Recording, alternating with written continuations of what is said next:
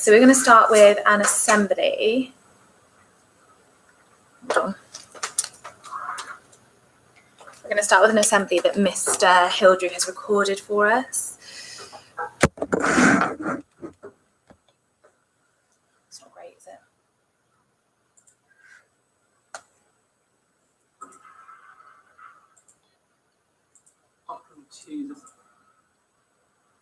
Good morning, Year 10 and Year 12. Welcome to the third week of the exam support in the Athenian Donald Building. It's good to see you all. Well done for another good week last week. Those of you that were in last week did very, very well, despite the exceptionally hot weather. So well done to all of you for that. Now, just want to be really clear about the rules and the guidelines within the exam support provision.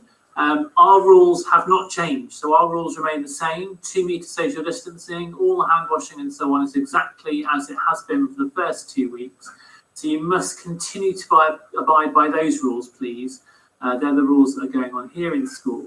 And it's really, really important to protect you, to protect the staff, to protect your families at home. All of our risk assessment, all of our conditions of opening, all the insurance that we've got to make sure that we can stay open to you as students is based upon the rules that we laid out. 2 metre social distancing, hygiene and so on and so forth. So it's really, really important that we stick to those procedures. And as always, I'll just run through those briefly at the start of this week's assembly. Here's your assembly, just a few quick reminders for your week 3 assembly. Obviously, you've got that social distancing I've talked about, which we will come back to in a second. You're still bound by that COVID safe code of conduct that you have ticked to say that you accept. We're still expecting that hand washing on your way into the building every time. So when you come in the morning, when you come in after break as well, and hand sanitizer on the way out. And don't forget the crucial focus of you being here in the first place is to get everything you can out of the learning, all that time you've got with your teachers who can help you with everything you need to know. So, as you know, the 2 metres social distance is really, really important. I know that the government has announced a reduction of that out in public to 1 metre in the future, but here at Churchill, it's really important we maintain that 2 metres because all of our risk assessments, all of our insurance is based around that 2 metre social distancing. So I tried to think about a way of helping you understand what 2 metres might look like. So what is 2 metres equivalent to? And some of the Google searches that I came up with were not particularly helpful. So I did discover that 2 metres is the same as the wingspan of a gannet, a full-grown gannet. I don't know how many of you are familiar with a full-grown gannet up close, but apparently its wingspan is about 2 metres. I also discovered that 2 metres length of a bluefin tuna fish. Now, I've only ever really been familiar with tuna coming in steaks or in tins, and I didn't realise an actual tuna was so massive as to be 2 metres long. So a very useful bit of learning for us in terms of the size of tuna fish, but not necessarily that useful for us to work out how far apart we need to stand. This was more useful. 2 metres is roughly the length of a bed. So you need to have about a bed's length between you and the next person if you're going to have a 2 metre distance between you. It's also equivalent to roughly 3 steps. So 3 normal size paces is usually around 2 metres for an adult person. And I think at the ages you're at, you're close enough to being the same size as an adult person. So about 3 good paces between you and the next person should put you 2 metres apart. Or if you were holding a broom and you were to swing that broom around, you would not be able to hit anyone around you. So the equivalent of a broom's length and a bit away from the next person will give you 2 metres distance between you and the nearest available person. So I hope that's helped you to visualise what 2 metres is like. Maybe you can put some of those ideas into practice when you go out for your break, just by judging the distance that you've left between you and the next person as you're walking down to the field and as you're sat out there enjoying your break later on. So have a good day in exam support. I'm going to hand you back to your teachers now who are going to run through the rest of your material for the day, and hopefully I'll catch up with you later on. Hi Cornelia, have you washed your hands? Back outside, just literally just there. That's right, literally just there, the other side of this wall. There's a like little, yeah, she's got it. Any questions? Who's been in before? Was the Taylor Swift picture there before? Yes. I don't know why I've noticed it for the first time today. Okay, cool. Were you all in last week? Did you hear what Mr. Hildrew said about how he thinks exams might be predicted? Sorry, did anybody say no? Cool. Okay, so last week Mr. Hildrew was saying that, Cornelia, do you want to go for that one there, just there next to Hannah? Is that number 9? Sorry, I've just got to mark you here and then I'll stop trying to multitask and know what I'm doing. Mr. Hildrew was saying in his assembly last week that obviously there's still some speculation about what's going to happen with exams next year. The government have said that full exams will take place, like there will be some examination for you guys as there normally would be. But Mr. Hildrew was saying that basically, as his best guess as an educator, he expects that teachers will also, as they did this year, have to submit some sort of teacher assessed grade. So what that means for you is that all of your work sort of next year could count towards your final grade. So we just need to, it's just something to be aware of, just making sure you're on top of like mocks, homeworks, etc., your purple pen tasks, so that I've got some really good evidence of the grade that you actually deserve to get in case we do need to submit that next year. So I think it's fair that you know that that's sort of in the pipeline from day one. Cornelia, what you missed was stay 2 meters apart. That was basically the message of Mr. Hildrew's assembly, and he was saying that 2 meters is like the length of a bed, basically. So no closer than that. In fact, it's probably not quite 2 meters. Okay, so also each day, for those of you that have been in, you will have seen you've got a little like well-being way to start your morning. So far we've had motivation, followed by resilience, and today we're going to look at success that can come out of coronavirus. So I think a lot of the sort of news and media and people's opinions about this is that it's been a really negative thing. And I actually don't think that that is the case. I think that there have been lots of really positive stories that have come from this. I'm just going to mark Abby in before I start.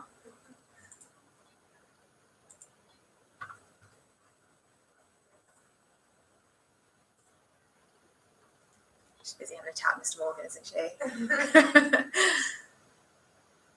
Okay, we'll start without her. Okay, so for those of you that were here last week, you'll already have heard this quote, but I thought it was really nice. Somebody called Rebecca Solnit, she basically wrote a book about like how to deal with different disasters that have happened. Good morning, would you like to sit at the, yeah, that one.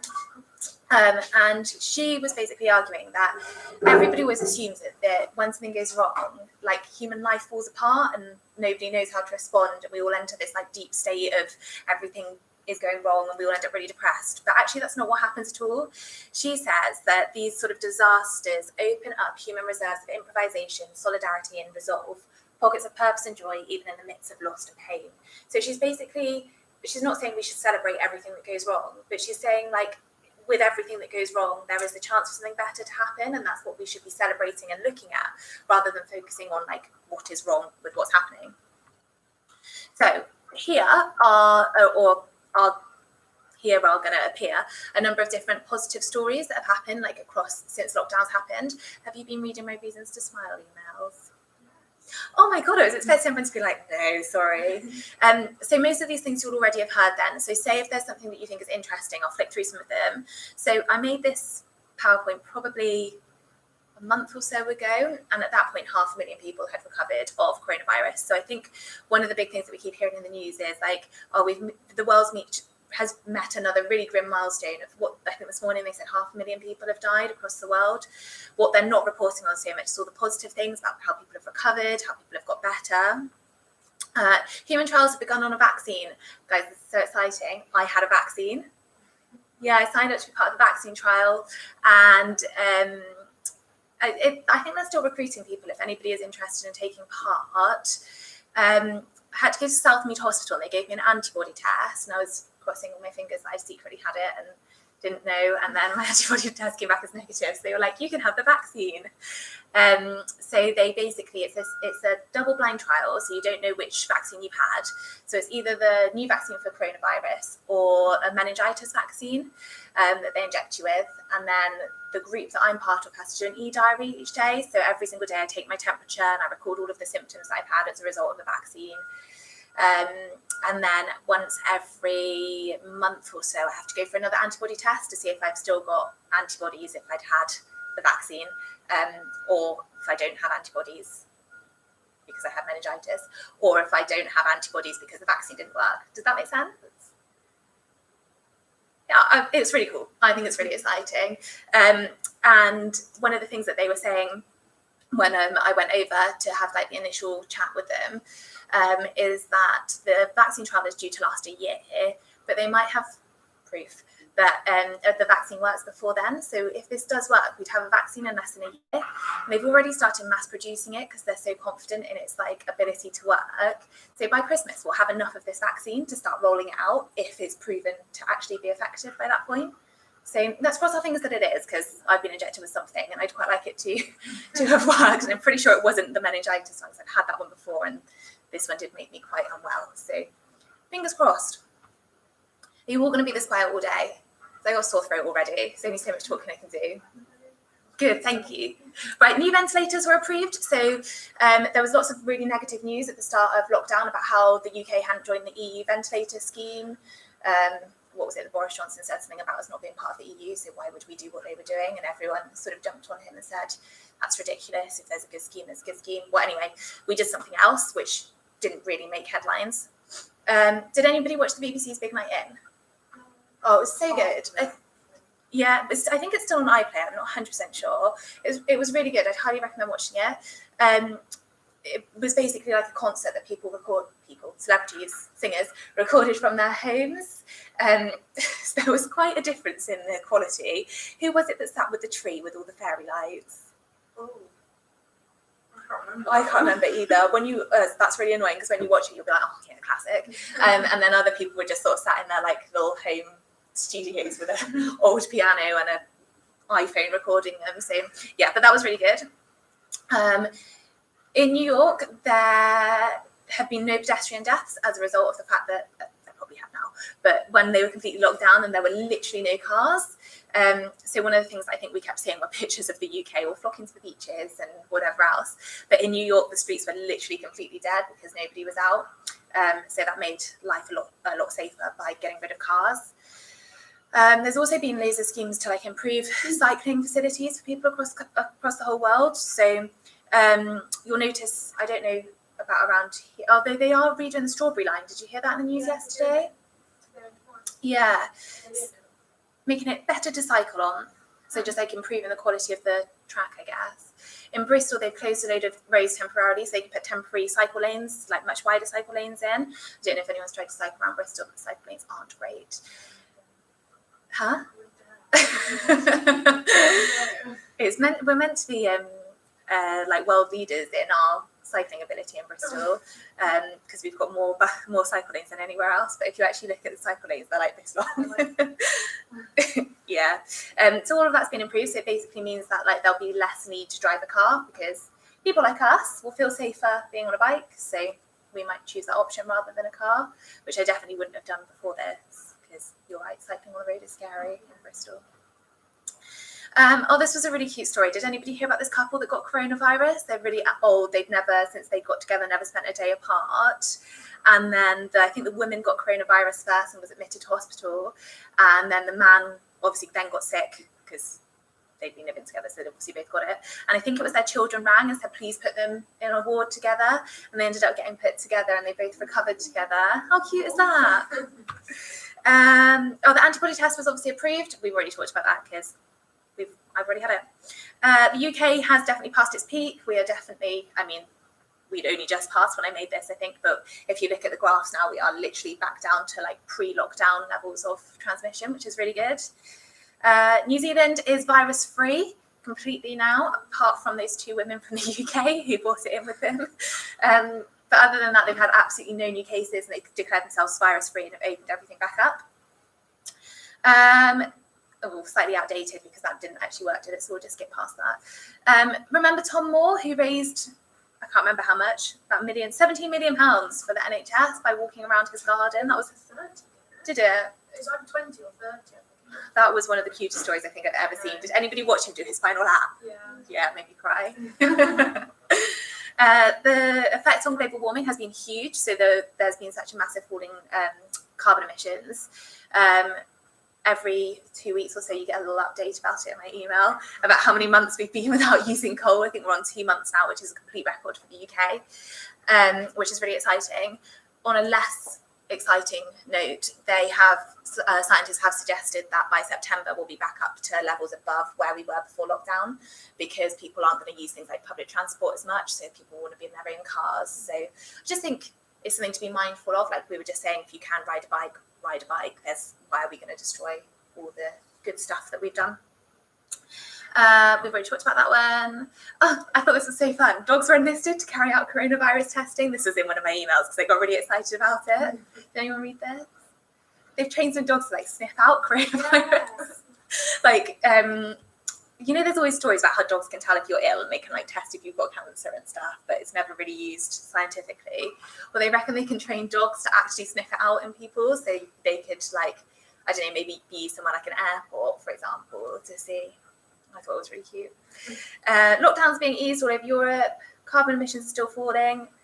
This I thought was hilarious.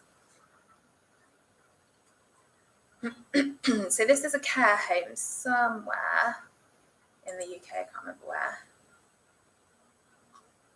Oh, well, that's sad. It's not there. Aww.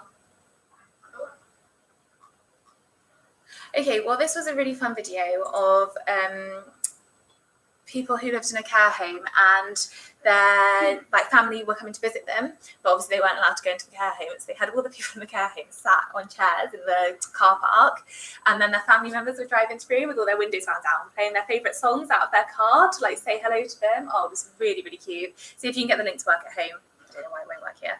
Highly recommend watching it. Okay, so loads of really good things that have happened. So anyone else think of anything else positive that's happened?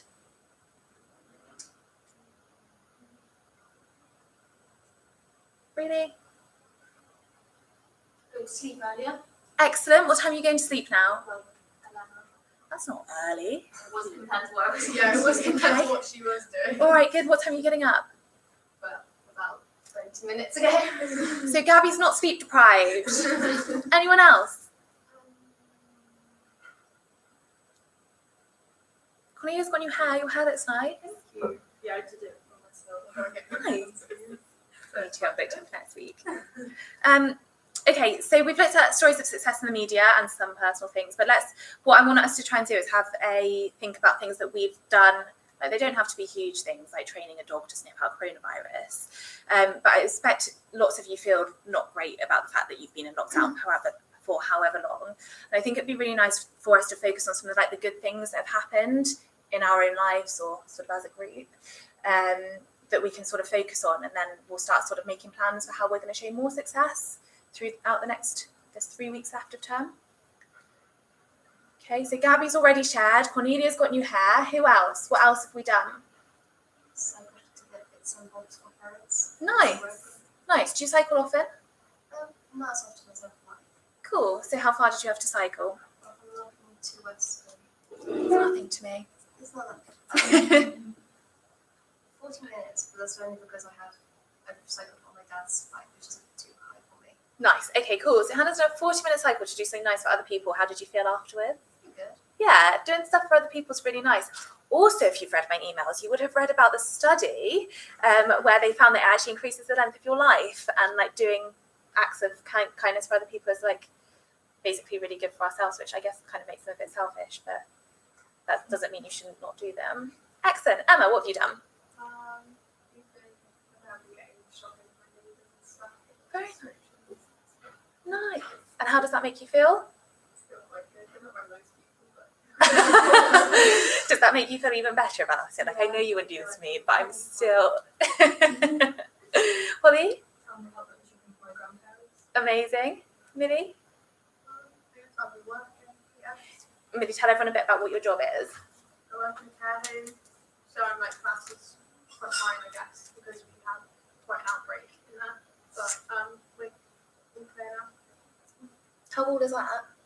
Did you get coronavirus? No, I didn't. But we were like still we're like still in scrubs and everything. So Oh, really? it's very hot on like hot days. Yeah. But yeah, I think I'm getting the antibodies test as well. my class is like a frontline worker. Yeah. Yeah. Have they said when that's going to be now? Yeah. Because it's already gone to NHS staff. I think Yeah, we went out. because some people have like nurses and stuff like that have had it. I think Yeah. it's coming in the next month, I think. Nice. Yeah. So I think I get a test and then I get antibody tests. Yeah.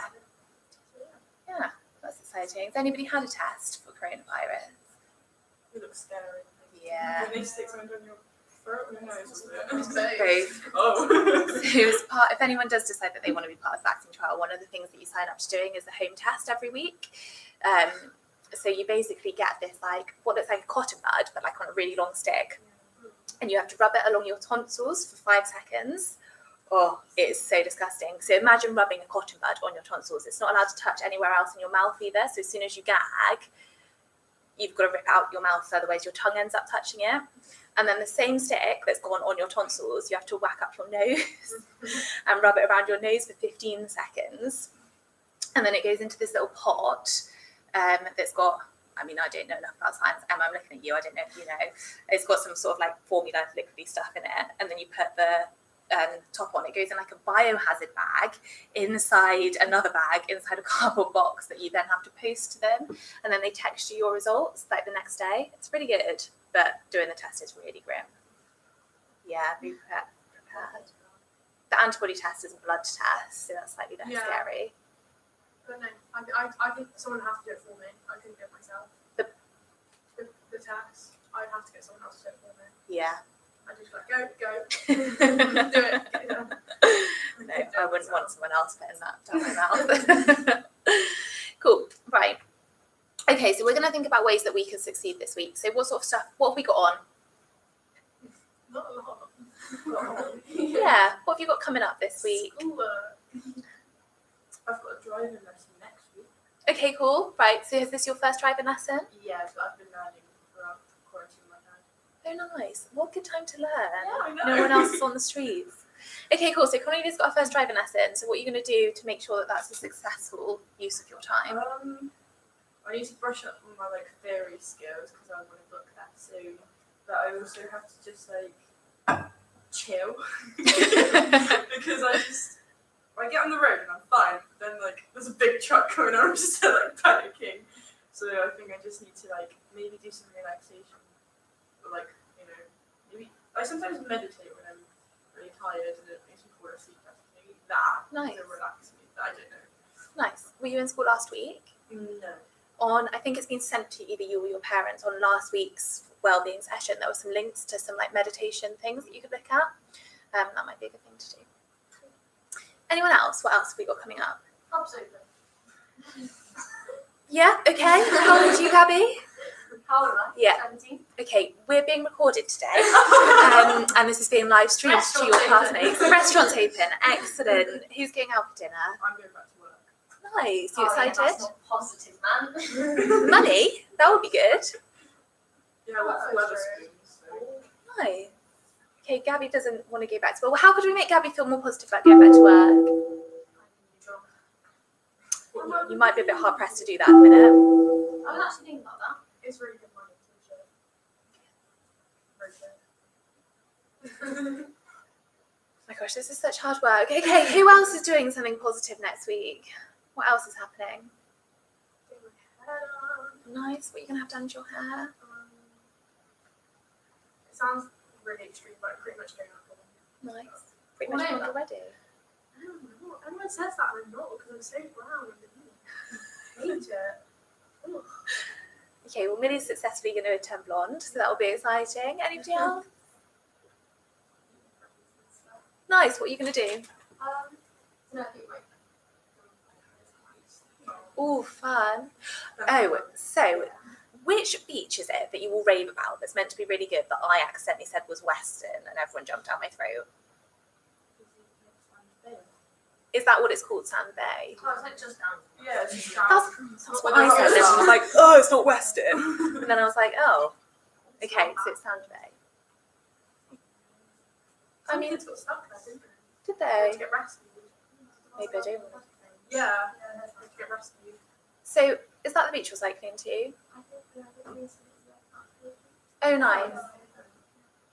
Okay, well that will be fun, and if you don't get stuck, then I'd say it's been successful. Anyone else? I went to Primark. How was it? It was actually quite disappointing because we didn't have a lot of stock in. Oh, did you use the one in Bristol? Yeah. Was it busy? Yeah. I went with Ella and we were like, okay, get in early, it opens at 9, so we were like, we'll get in. And there was a queue around the corner and we were like, we'll get first ones in. I went to Bristol. What day are we on? Monday. Saturday. And it was busier than it is when we're not. Oh, was it? I went on a Friday, so I think that's like, I think it's best to go on like a Monday or a Tuesday because people are like at work. Yeah, And people have Fridays off. yeah. And then, I mean, we should all be at work / school on a Monday, Tuesday. yeah. I mean, when school's finished. Yeah, thought so. And none of the fitting rooms are open, so you might as well shop Yeah, I online. know. Yeah. It's actually really disappointing. Yeah, I'm not sure why everybody's really keen to go shopping. Even when we weren't in the middle of a pandemic, I'm not sure I ever enjoyed going shopping. Oh, I don't like shopping. Yeah, but I'd yet rather you've just go been. online. There was one I went to go get a bubble tea. And then, why didn't we do shopping? I just wanted to go to Primark. Can you do Primark shopping online? No, I don't want my job. Weird. Okay, cool. So loads of ways to be successful this week, but also you can do like small, your successes don't have to be something huge like cycling 30 kilometers to go to a beach, for example. They can be something much smaller, like getting into a good routine. Like Gabby was saying about her sleep. I think that's quite a big success that's come out of a fairly negative environment. Anyone learned a new skill? Let's make a keyboard. Nice, there we go. I Look, did like 2 songs. you've had like the most productive lockdown of everybody. I brushed up on my feet. Nice, what have you been baking? Well, it sounds weird, but like at like 1 o'clock in the morning, I baked brownies, I'm not going to comment on the 1 a.m, but brownies sound delicious. and it was like coconut, so I put loads of coconut oil into it. Ooh, fancy. Nice. See, lots of stuff. Like, things don't have to be a huge milestone to feel like you've done something that's really successful. So don't downplay like the little things that you could do. I'm sure we've all got into a habit of like it getting to Wednesday and we've just been doing schoolwork for 3 solid days and we haven't left our house and we've completely had enough and we feel really rubbish. But like as Cornelia's just suggested, getting up and baking brownies might make us feel 10 times better. At 1 a.m. Not at 1 a.m, maybe at like 1 p.m. is your lunch break, for example. But like little, like make sure that you're still remembering to find like the happiness and the joy in the like little things in your day-to-day life. Does that make sense?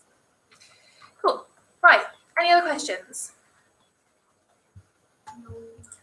Cool. Okay. Bless you.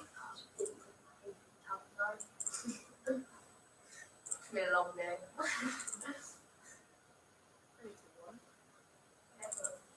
Mornings. Just got a text me this morning. It's psychology today. It popped up on my calendar. It was like, it takes 4 minutes to get to church and leave now. And I was like, what? Tomorrow. Okay, so we're going to start with some research methods revision. So I'm going to bring round the workbooks. So say we're talking to a camera. Everybody at home, you've been emailed your workbook. Oh, sorry. He won't give you the one on the top because I have just touched that. I did wash my hands about 10 minutes ago, but I have also just touched my hair, so maybe we'll be safe. Although I did have my test the other day, so I had to see. Is this the same one you've already got? No, this is a revision workbook.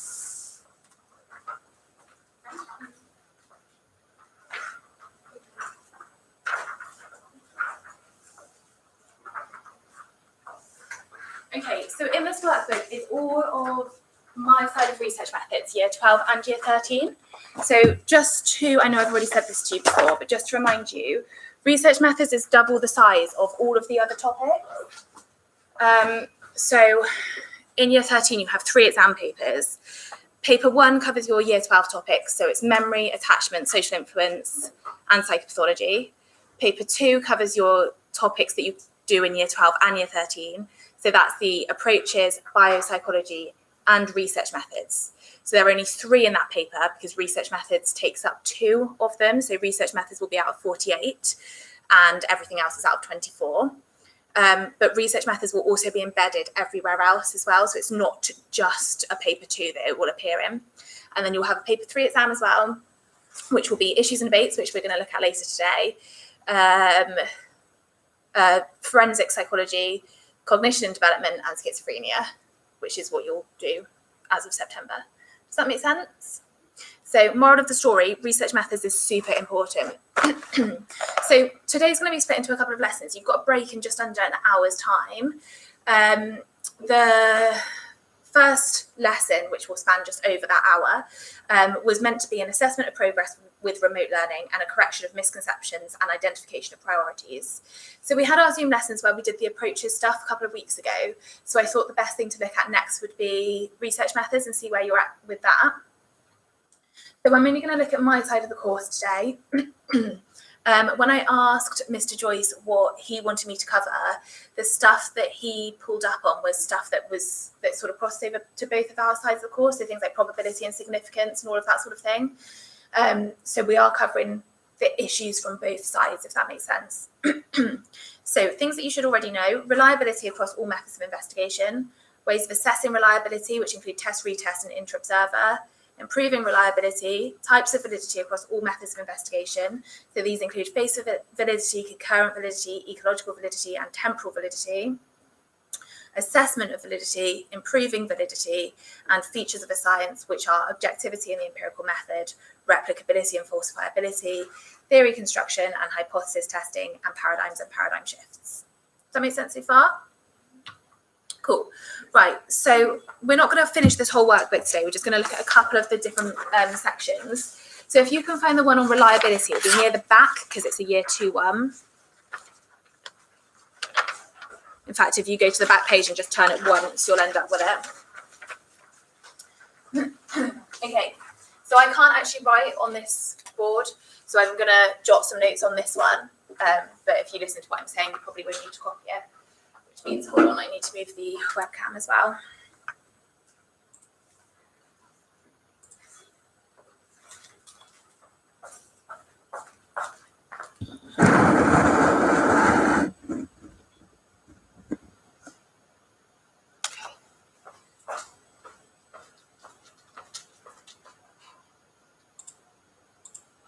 Okay, so the bit of the spec that we're on, so in the top corner of each of the pages, you've got like this funny shaped speech box. That is the spec, so it just shows you exactly which bit we're working on at each point.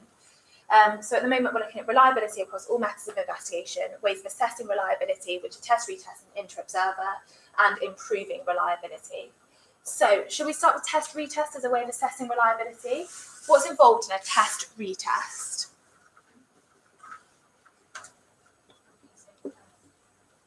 Who repeats it? Kind of.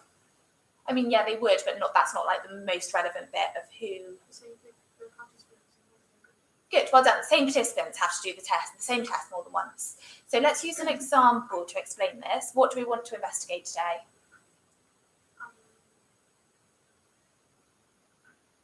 IQ? Should we measure everyone's IQ? That sounds like a good psychological study. We're not actually going to do it, don't worry. So we've got a test for IQ. Let's say that I have come up with an IQ test that I need to see whether it's reliable.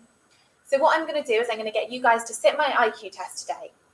I'm going to record your score, and then at some point in time, you guys are going to have to do my IQ test again, and I'm going to record the score. Does that make sense?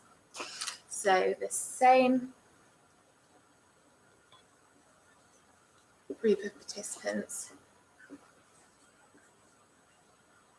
sit the same test, experiment, observation, whatever it is, whatever your method is.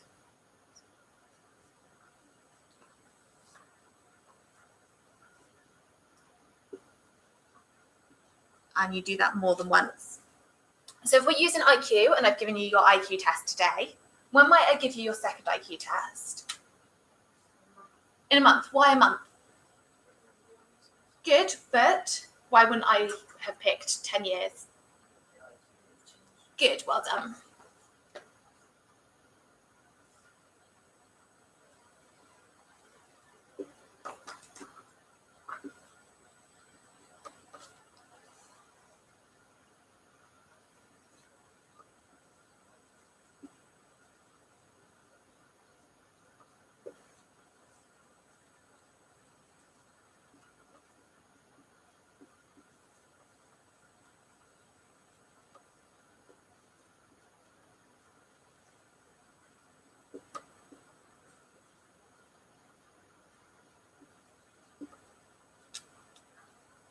So if I was giving you a happiness test or a mood test, how far apart might I make those two? Yeah, perhaps, although are we always happier on a Friday than a Monday? Maybe 1 week later, yeah, at the same time, good. So that'd be long enough for you to forget, but perhaps your mood wouldn't have actually changed because we probably feel fairly similar each Monday morning.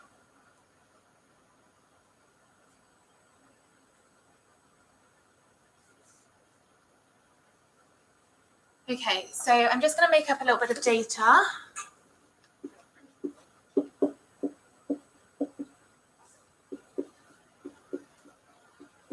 So the first time they take the test, these are their scores.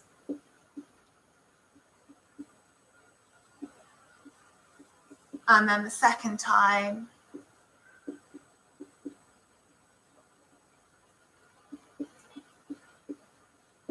they look like that. So what do I want to do? It's all very well them doing the test more than once. How do I know that if their results are reliable? What am I looking at? What do I want to know about participant 1's score 1 and score 2? How similar. Good. So I'm not looking for a difference between them. I'm looking for a correlation. Good. I want these two results to be correlated to each other. I want to know whether, like, how similar they are, how close together they are. So what do I need to do next? I've got my data. My participants have done my test more than once. Now what do I do? How? Good, which are called? The assigned test would be an example. Good. An inferential statistical test and a assigned test would be an example of that. Good. So then the researcher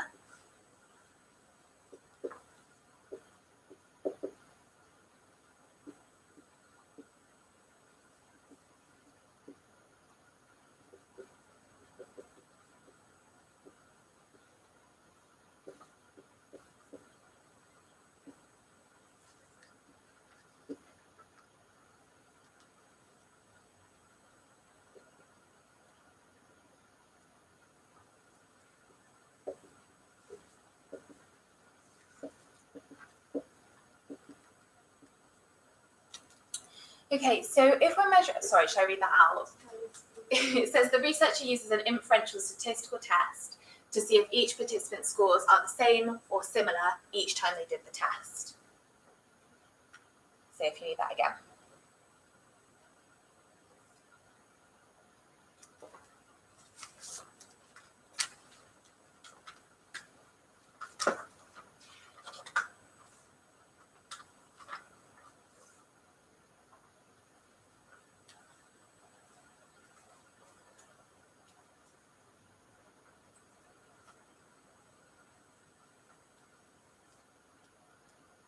Can you see this gap here, or is the computer screen in the way? Do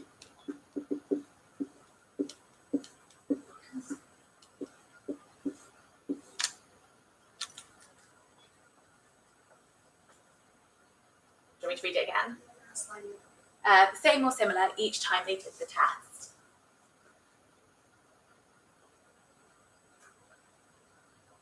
Whenever I write on a board, I always wish that I was a bit taller because, like, look how much space is wasted. But I've had to scribble at the bottom. Maybe I should buy a little, like, step ladder. Yeah, look like a step. Yeah, That would be yeah. I'm more picturing, you know, like in American films where they are in a library and they go up and it swings. Yeah, that's what I need. What do you think Mr. Hildry would say if I proposed it?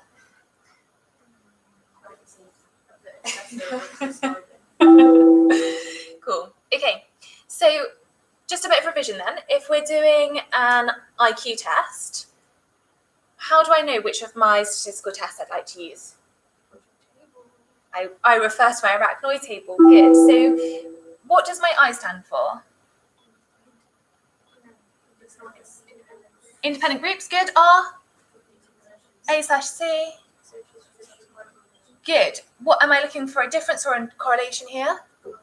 Good. So I already know that it's going to be this column that I'm interested in. What does N stand for? O? I? Good. And IQ is a what type of measure? good because it's not interval, because somebody with an IQ of 100 isn't necessarily twice as IQ-y as somebody with a score of 50. So we know that they've got a higher IQ, but we don't know how much smarter that makes them. So that's this box here that we're looking at then. So what should this line say?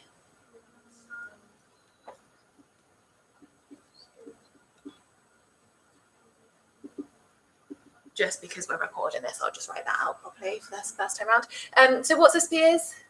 A Spearman's row, good. So in this case, the inferential statistical test that I'd use would be a Spearman's row. And how would I know if I had reliability?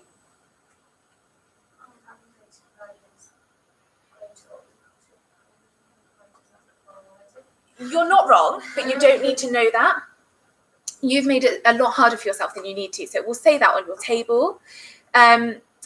If that is the case, then your results are significant. Good. So all you need to say is that if the results from the Spearman's row are positive and significant, in other words, you've got a positive correlation and they're significant, then you've got test-retest reliability. If they were negative, obviously those two would be opposite scores, so then they wouldn't be similar. So it has to be a positive correlation that is significant according to your test. Does that make sense?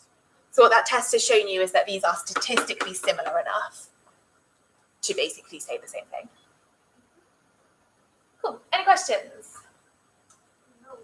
Good. Okay. What about inter-rater reliability? How's that different? No. That'd be face validity that you've just described me. Is it when another side comes test as well? Like, Not quite. do they do the test Yeah, good. on another group or the same group? It could be the same group. It's the same group. It's easiest to think about this for an observation, but it's not always used for an observation. So if it was an observation, I might be interested in year 12, bless you, year 12 psychology students' behaviour in psychology exam support. So I'm conducting an observation of how you're behaving today. In order to test for reliability using inter-rater reliability, I would need another researcher to come and watch this same class. Yeah, so like Mr. Joyce might come in and he might also watch what you're doing. How do I structure an observation? What do I need to use?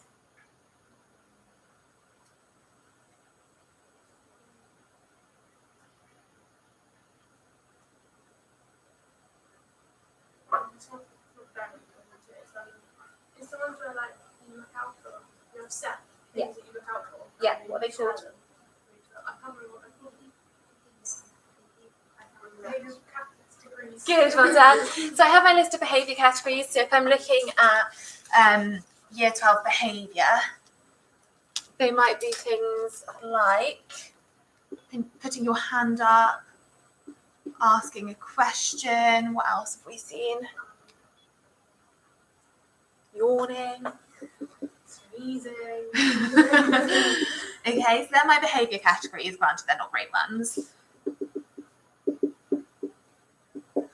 And then me and Mr. Joyce would both do our separate observations and we would tally each time we saw those. Okay, so let's say that that's my results. What am I basically looking to do? Good. So I want to see how similar my tallies are with Mr. Joyce's tallies. So the sort of idea of what we're doing stays exactly the same.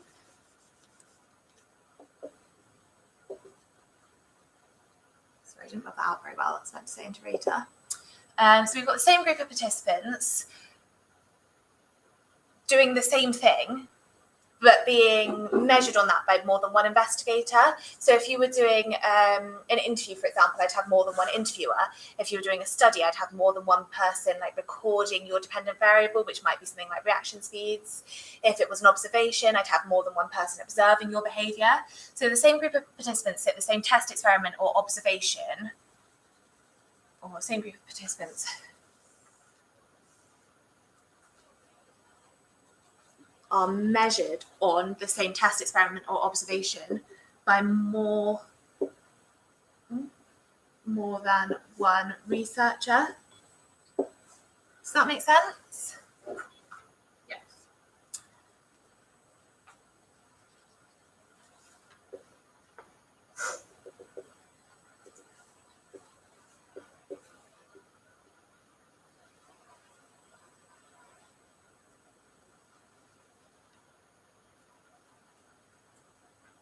Oh, that doesn't quite work to change it. So the findings of each researcher must be what?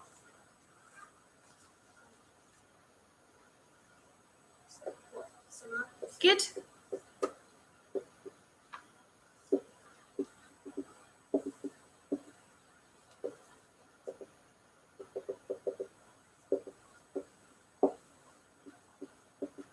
And how do I work out if they are the same or similar?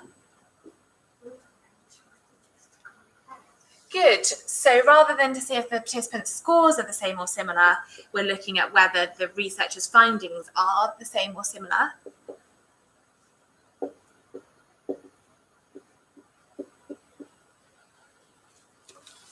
So if I'm looking at your behaviour in a class, am I looking for, and I'm looking to see how similar mine and Mr. Joyce's observations are, am I looking for a difference or a correlation?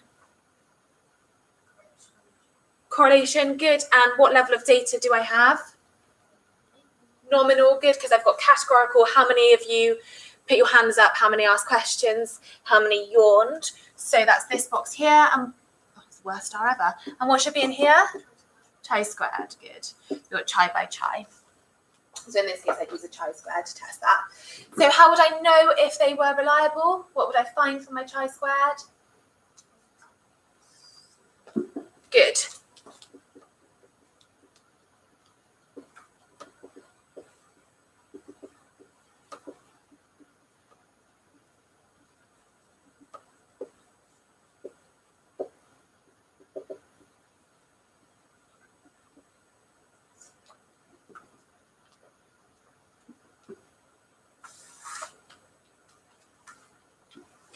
So the good thing about ways of assessing reliability and validity is once you know how to do it for one of them, they're all pretty much the same. You're just changing a few details.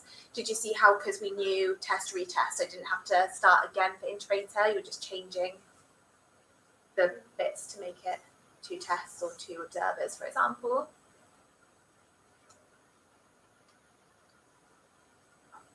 Any questions so far? Cool. So let's say that we found that it isn't reliable. We don't have a significant result. How might I improve the reliability of a questionnaire?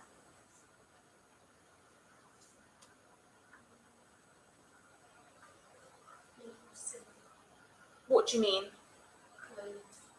Good. So I might use closed questions because they're easier to analyze statistically, for example. And therefore you haven't got some sort of researcher interpretation bias going on. What else might you do? This box up here, by the way. Closed questions. What else? Questions easy to understand. So what sort of things make a question not easy to understand? Leading questions. Good. No leading questions. What else? Pardon? Was it? It begins with an E. It's like. Sorry. It's something. It's gone. It begins with an E. It's just like waffle, basically. I think you've mixed up 2 things. The one that begins with an E is a motive language. What's a motive language? They feeling of and then attached. Yeah. In a sense. Kind of. It would be your question sort of like provoking some sort of emotion in the language that they've used. Gabby, I think the term that you're referring to is jargon. So not an E at all. And jargon. So avoiding using jargon. So jargon would be like if we did a questionnaire because we all know what things like the limbic system are, for example. But we wouldn't expect somebody who didn't study psychology to understand that. So if we ask them how they think their limbic system is impacted, well, their results aren't going to be very good, are they? Because they're not going to understand that. So we need to avoid using like technical language in our questions. What else?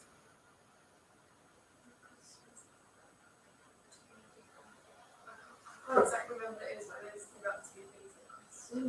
There are two. Double barrel. Good, well done. So double barrel questions where there's two questions in one. So did you not want to come to school today because you were scared? Like, well, what do you want them to answer? Did they want to come to school today or because they were scared? So that would end up with like a lack of reliability because each time that participant answers that question, they might answer the different bit of the question. And what's the other double thing that we need to avoid in questions? Double negatives, good. So do you not like shopping? What? Like, what's that even asking? It'd be much better to say, do you like shopping? Does that make sense, guys? So this is all your stuff about how to write a good questionnaire from year 12. So if you were struggling, please go back and revise that. How would you improve the reliability of an interview? Clear instructions, standardized instructions. Yeah, good. Is that what you were about to say? The same. I was going to say have the same interviewer. Good, well done. So standardized instructions, making sure that everybody hears the same thing, are a really good thing to do. But if you have more than one interviewer, those instructions are always going to be read slightly differently. The questions are always going to be asked slightly differently, which means that you might give a slightly different answer. Let's say that Hannah and I are both the researchers and we are both interviewing you. Who are you going to be more honest with, me or Hannah? Oh, it's about quality of psychology lessons at Churchill Academy. Thanks, Gabby. Who you can be more honest with. Yeah, so the answers that you give will depend on who's interviewing you as well. We'll look at this next year, but there's a big impact of gender. So the way that you're treated by a woman compared to a man and the way that you will respond to a woman compared to a man is a really big thing as well. What about, oh, hold on. Same question, I've just given away the answer. Same instructions, but also the same. Let's do it. Good, and if you've got exactly the same questions because they've already been pre-prepared, what type of interview are you doing? Structured, good, well done. How would you improve the reliability of an experiment? Do you see like this? Standardized instructions, good. High level of control, yeah, good. Anything else? Yes. If the result is positive and significant, then the test is reliable. I think my handwriting's got even worse since we've been off, sorry.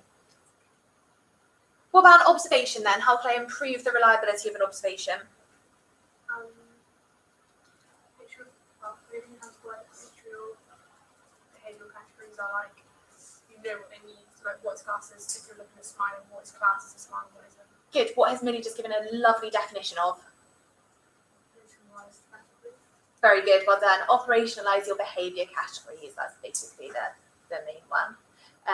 So this means making them like measurable, clear, objective. Well done, Holly. No one ever remembers that. Right, that's it for reliability. Is everybody happy? Good. You don't look very happy, but I'll take your yeses for as fact. So what I've tried to do with these workbooks then is this then should be a very brief summary of absolutely everything that you need to know for that bit of the spec. Now, obviously, these are very, very condensed notes, so you have to have quite a lot of knowledge to be able to condense them to this level. But what you should be aiming for is having this completed, understanding everything that's on there, then you know you're pretty much ready for your research methods part of the exam. You can do that for every page. Does that make sense? Spoiler, you've got a research methods test coming up, which is why you've got these today ready to go away and revise, and I'll give you the dates for that before you go home today. Yes, yeah.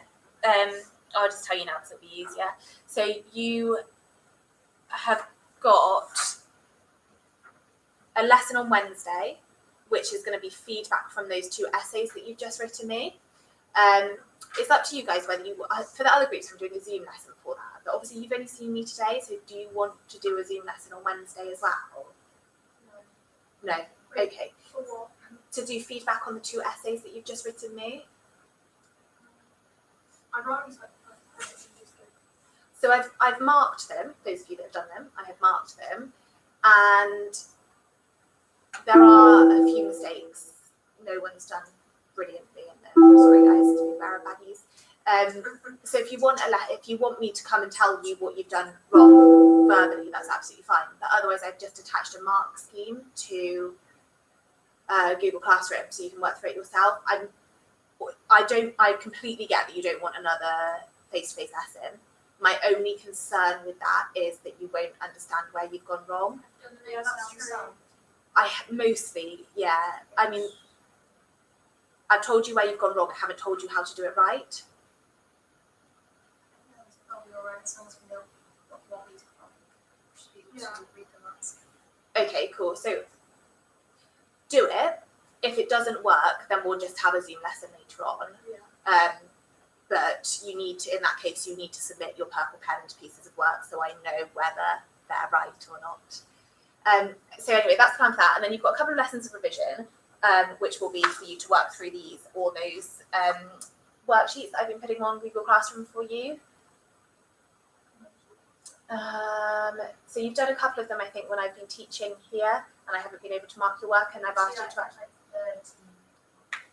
yeah, with all the answers to them, and I asked you to upload evidence that you've done them. Anyway, those as well. And then you'll have your test, and then you'll have a Zoom lesson where I feed back on your test, and then I think your class had 2 lessons to then purple pen those tests, and that will take us right up to the end of the year. So quite a nice way to finish. What's on, do you know what's on Joyce's? So it's it's going to be a year 13 research method session, which means that it will cover all of year 12 and 13 research methods. Just research. Just research methods. So you'll have an hour to do it because it's an hour's worth in the real paper. So it could be anything that me, Miss Joyce, or Mrs. Ord has taught you for research methods. So his lessons just revision. Oh, sorry, I see what you mean. Sorry, I thought you meant just about the test. Yes, he's finishing off research methods with you, and I can't remember whether you all get a revision lesson or not for his side of the course. So, but I mean, it will all be fresh in your mind. So just make sure that you're up to date with where you should be for him. Is that all right, guys? What is the test? I'll give you the date before you go today, but I need to look up because I can't remember. Everyone happy with that? Cool.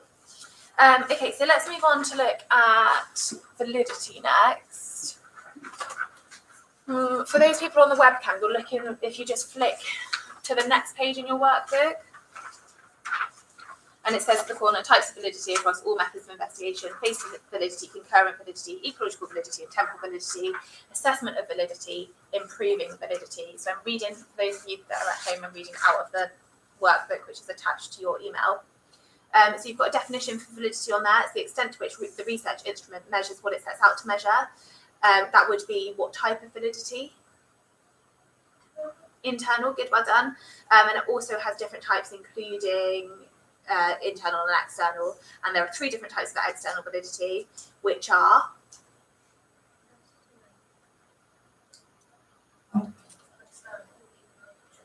good, ecological validity. What else? Population. Population, good. It's not time, but the word means the same thing. Temporal, good. So, internal validity can be affected by a number of different things. Anything that impacts the dependent variable that wasn't meant to affects your internal validity. So it might be affected by investigator effects. So like, if I'm doing a happiness questionnaire and I smile at you more on one day, you'll feel happier. That could be me biasing the results, potentially by accident, but otherwise on purpose.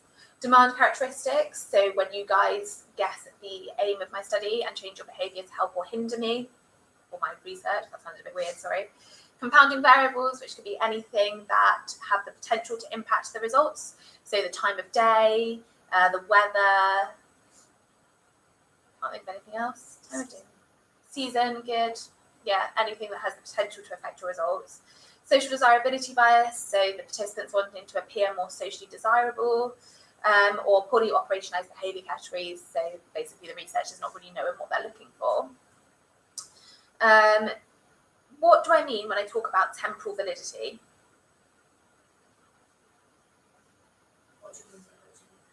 What is temporal validity? Good. So if I did a study on the structure of memory in 1930, would it have temporal validity today? Yes.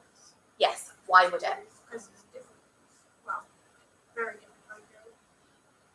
Like we have a lot of changed time and place. We have. Psychology has changed. That's true, but you've just said we have got temporal validity today. Oh wait. I'm so against myself. Yeah. But you were right the first time, not the second time. Good, well done. The structural realm of memory has not changed since 1930. So although that study was done a long time ago, it still has temporal validity today because nothing has changed. A study into people's attitudes towards homosexuality conducted in the 1930s, does that have temporal validity? Why not? Good, societal views have changed over that time. So you can only really use a lack of temporal validity as a criticism within social psychology, because nothing else has actually changed other than social norms across that time. It's a hard point to use. It's not one I'd recommend. You still need to know what it means though, because you could be asked what it means in the exam. Ecological validity. What's ecological validity?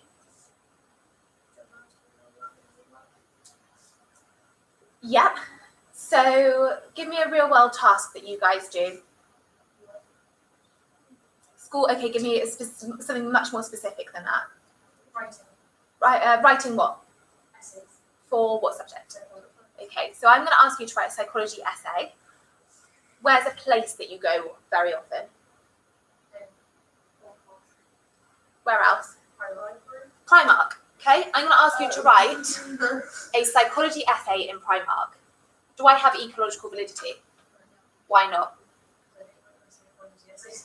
Good. So both the setting and the task had mundane realism because they're things and places that you go at all the time.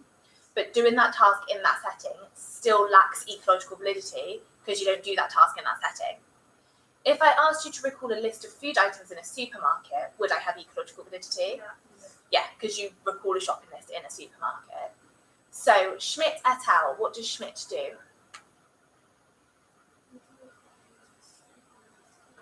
Good. So he asked people to recall the names of streets from their like the town that they went to school in, so their childhood, like neighbourhood. Did that task have mundane realism? Remember, Google Maps wasn't a thing back then. Recalling the names of streets in their childhood town. Well, that's not what I'm asking you. Did people recall street names? Yeah. So did the task have mundane realism? Good. Right. They were asked to recall those street names in a laboratory. How many people visit a laboratory often? Not many. How many people recall street names in a laboratory as a daily task? Nobody. So does that study have ecological validity? No.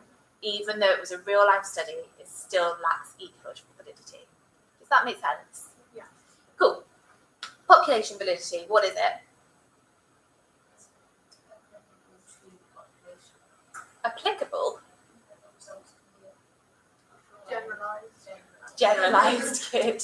Remember that application has a really specific meaning in psychology, so it'd be like something that is put into place in society would be a practical application. So like a key worker in a nursery setting, that has now lost all its meaning now that key workers are something different, hasn't it?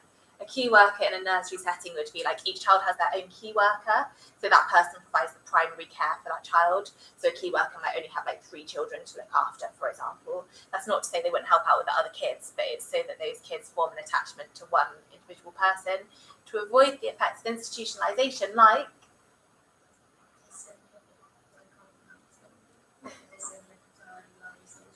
disinhibited attachment. Good. So you can see who's done their essays. So that would be a practical application because it's something that's been put in place, a practical thing that happens in society now as a result of research. What you mean is generalizability. Do your results generalize? Can they explain the rest of the target population? Any questions on the definitions? Cool. Okay, so how might I assess validity? Good. What's involved in face validity? Just another researcher decides whether it's valid. Good. I don't need to write that up, do I? Face validity is another person in a similar field or the same field as you. So if you're a social psychologist, another social psychologist. If you're developing an IQ test, somebody who has experience developing IQ tests, they're going to look at your study and they're going to tell you whether they think it has validity. Does it feel like it's measuring what it should measure? Doesn't always have to be an expert. Sometimes I might ask participants. So if I'm doing a like mood questionnaire on you guys and you're part of my pilot study, I might then say, okay, what did you think that was being measured? What did it feel like to you I was testing? And if you say mood, then I'm assuming that I've got validity in my test. Did anybody do the test that I sent round, the research from Bristol Uni about the impacts of COVID-19? How was it? Good. Meg actually emailed me to say that she was really impressed with you, and I think it was Izzy who was the other person who did it. She said that you were a pleasure to work with.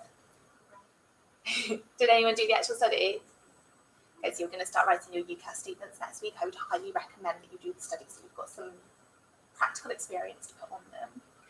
You're looking for an email from me that's called Impacts of COVID-19 on Sixth Form Students or something like that.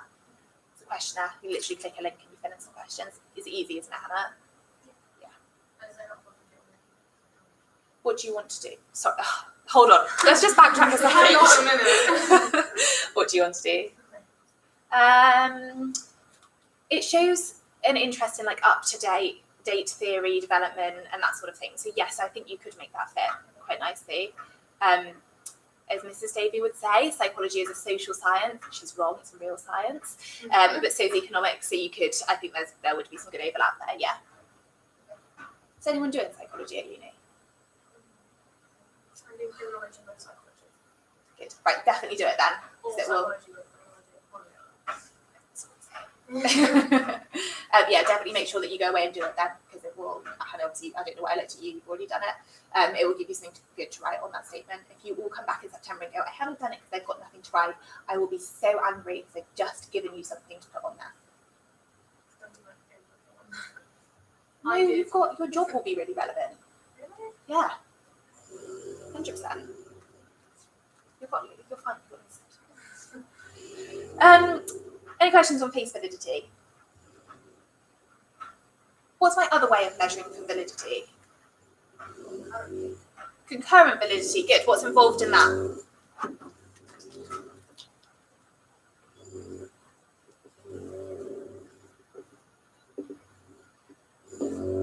Let's go back to IQ as an example. I want to know if my new IQ test, it's very annoying, isn't it? If the new IQ test that I've developed, I thought the window was open, but there's no way of opening it. I want to know if the new IQ test that I have developed is valid. What would I do? Oh, you see if there's a correlation between the result and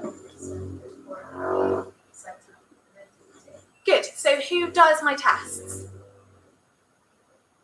Who? All right. So you're going to do my test, and Gabby's going to do the valid test. Is that going to help me? No, it's not. The same participants. Good. Oh my god, that sound is so annoying. Okay, so the same participants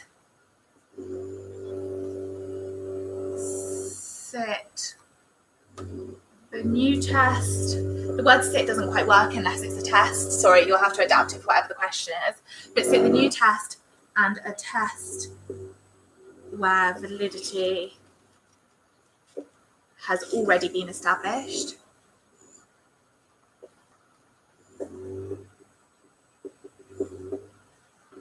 So I end up, bless you, we end up with some results.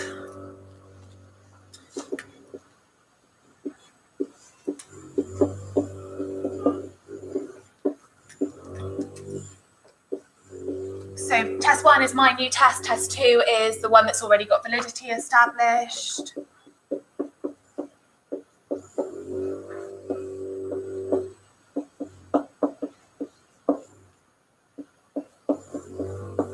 And those are the results. And then what do I want to do with those?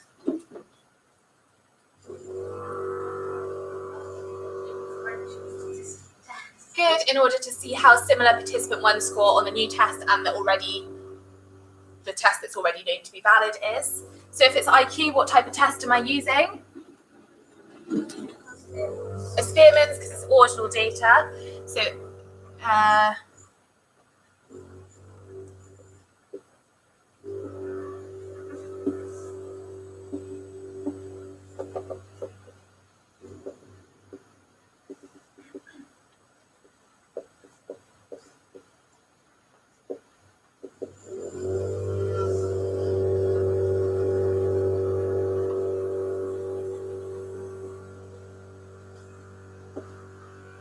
do I know if they're the same or similar? Good. Does that make the results valid? Yeah. No. Yeah, sorry. Yes, valid.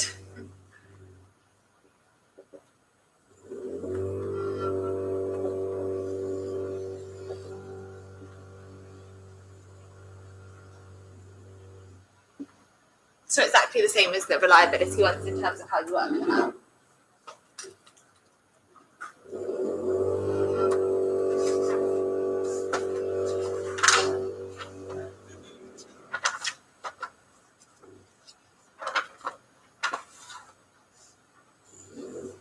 Any questions?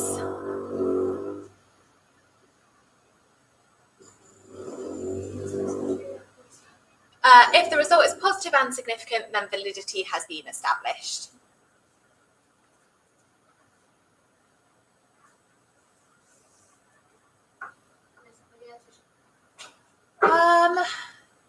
Yeah, I think so.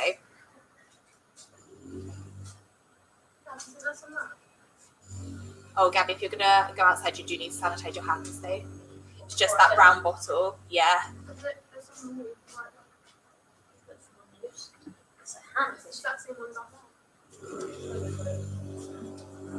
Gabby's got to protect her sensitive little nose. Any questions, guys? Cool. So, sorry, Hannah, do you want me to read it again? An inferential statistical test is used to see if the results from test 1 and test 2 are the same or similar. That should say for each participant. If the result is positive and significant, then validity has been established. So let's say that I don't get a significant result. How would I improve the validity of an observation?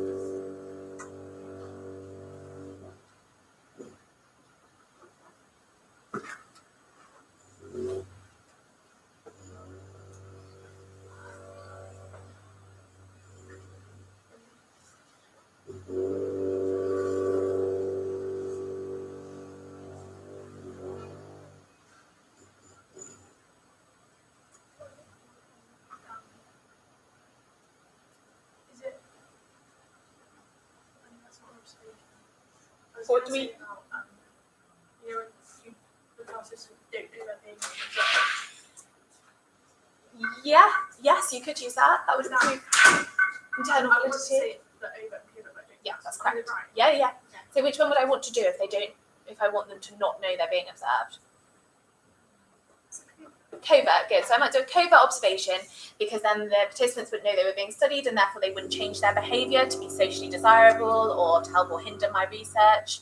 So it would be a true measure of what their behaviour should actually be. So covert and don't. Yeah. You don't know. They're being observed. Over and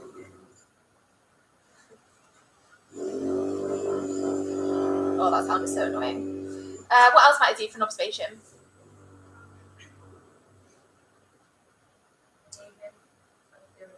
No, we haven't. Good, well done. Behaviour categories might need to be adjusted to make sure that you are actually measuring what you intended to measure. So making them operationalised will help do that.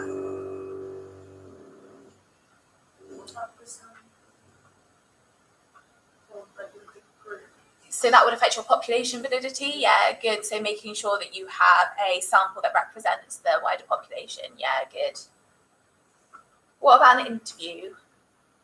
what was that last one? Observation? It's not specific to an observation, but obviously your sample in any study needs to represent your target population. An interview?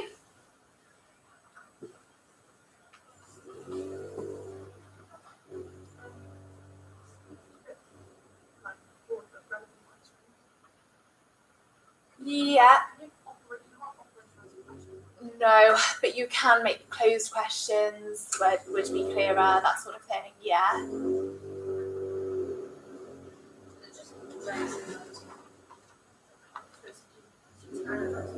Yeah.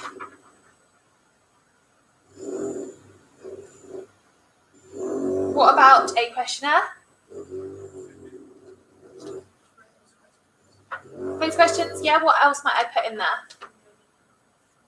Yeah. What else might I put in? Would you say about the double negative, double negative? That's more a reliability point because that's about the instructions of what you're giving to participants. Millie, what's your favourite flavour of crisps? Salt and vinegar or cheese and onion? Something else. Salt and vinegar. Millie, what is your favourite time of day, 10 a.m. or 10 p.m? Ooh, depends on the day. Can I say that? No, it's yes or no, it's a close question. 10 p.m. What's your favourite hair colour, blonde or brown? Blonde. Would you rather wear jeans or leggings? Yeah, but depends on the day. Leggings. What's your least favourite flavour of crisps, salt and vinegar or cheese and onion? She wasn't lying about her favourite flavour of crisps. What have I just put into my thing? Yeah, but what's it called? She wasn't lying. I've tested her lying. A lie test! Where, like, as I literally just did flip the question just to make sure their answers stay the same. What's it called when you get like bored of answering questions and you just start randomly ticking ones? What's it called in psychology? One would be a fancy. Oh, what's it start with? Oh. I'm now not convinced I'm saying the right word. An A. It's a type of bias.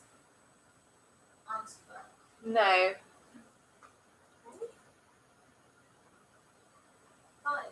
An acquisition, which I'm now not sure is the right word. Hold on.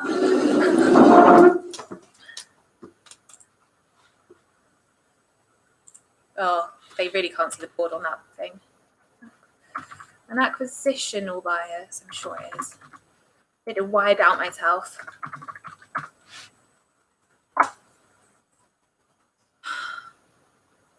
I'll get back to you on this one. I'm sure it's an acquisitional bias. I'll get back to you. We'll get back to that one. But yeah, it basically prevents you from doing that, just like randomly ticking, or it checks to see if you've been randomly ticking, just to make sure that what you said is actually true. Right, any questions on validity? Cool. Okay, features of a science next then. So again, it's the absolute back page, so you just flip on one page. Okay, so this says features of a science, objectivity and the empirical method, replicability and falsifiability, theory construction and hypothesis testing, and paradigm shifts. So, how do I construct a theory? Isn't it you have something and You can't keep doing that. I thought it's like you have like an aim and then you make a hypothesis out of that. Or is it you have make a theory and then a hypothesis? Something like that, isn't it? It's not about an aim. I think you're on the right lines.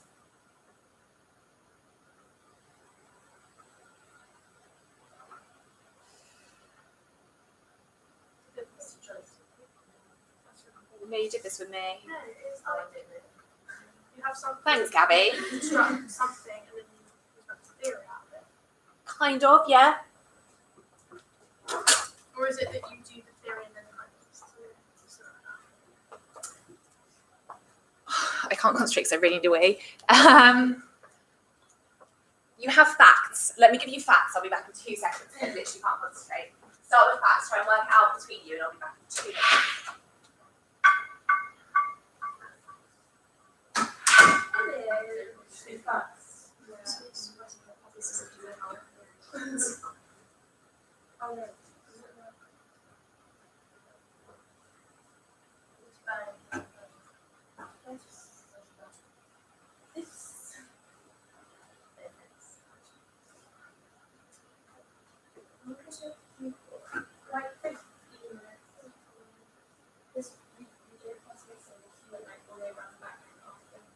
Yeah, what time did you go? I didn't like actually go to earlier classes. Yeah, because when I dropped my brother the day before to Bristol, it was like 2:30, and I was like really cute. Yeah, they get quiet. Yeah, so I'm thinking if I go again, I might just go like later on in the day.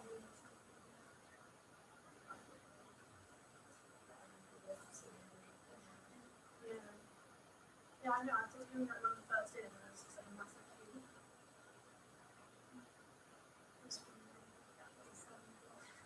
Driving to my school. Okay, sorry, how far did we get on facts? Facts. Right. Somebody give me a fact about the world. It's around 90. Human world. Isn't it like 98% is water or something like that? So humans in the world. 7 billion. Behaviour, psychology. It's very broad.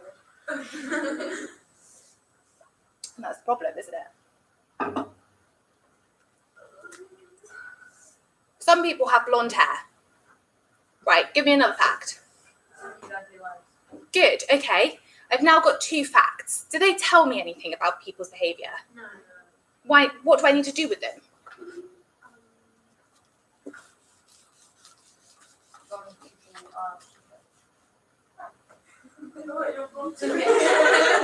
That's what everyone said. Okay, so I've got a number of different... Pardon? Couple through 5 minutes. Okay, cool, thank you. Thank you. We've got a number of different facts. What do we need to do with those facts to make them meaningful? Pardon? Kind of, you're getting there.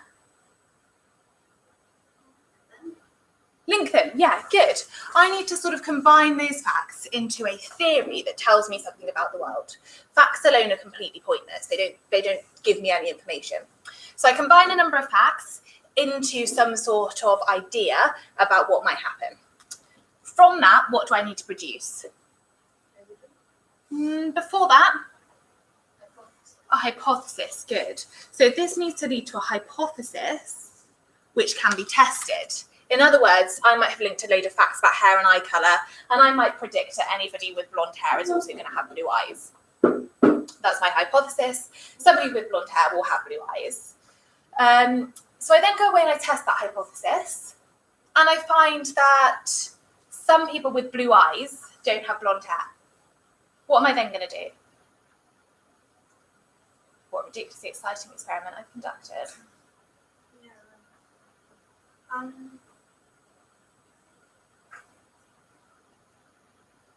Test my hypothesis, I can't support it. What do I need to do? And then, Accept the null. but then, change the theory. Good. I need to adapt my theory. From my adaptive theory, I develop a new hypothesis to test, and from that new hypothesis, I get some data that either supports or doesn't support my theory, and therefore my theory becomes sort of changed in relation to that. So basically, theory construction isn't like there's no start and finish point. Your theory is continuously developing. Continuously? Yeah, developing based on the evidence that you've gathered. Does that make sense? Yeah. Good.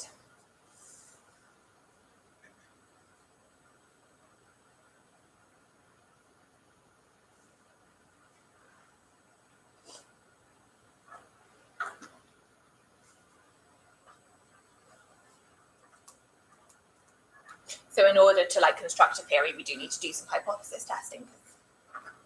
They're linked. Okay, what's paradigm? I thought you said I have no idea, and I was like, well, thank you for sharing.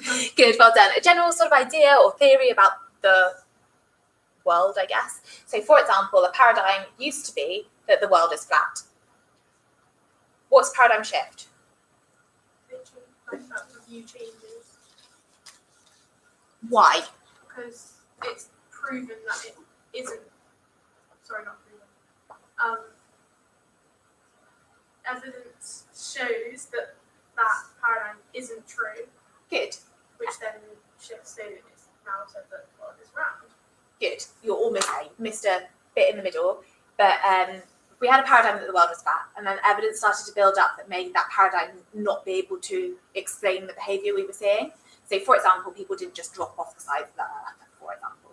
So evidence started to build up, and that caused a shift in people's thinking. Okay, so then people shifted to the view that the world is round. What's that called? What's happened? A scientific who listened to the narration on my PowerPoint.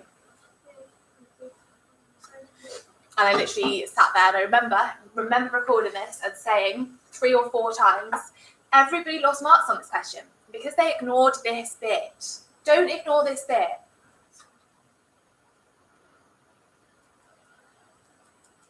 What does the next word start with? S. Scientific. Not a shift, the next word begins with an R.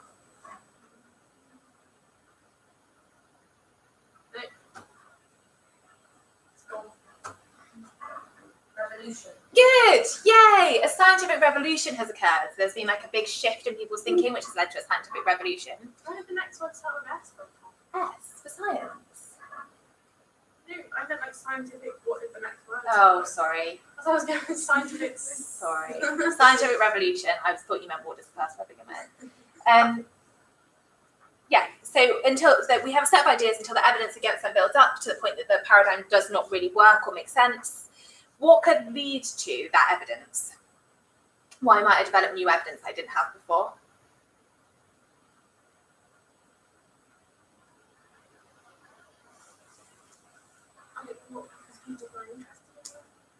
Kind of, yeah, but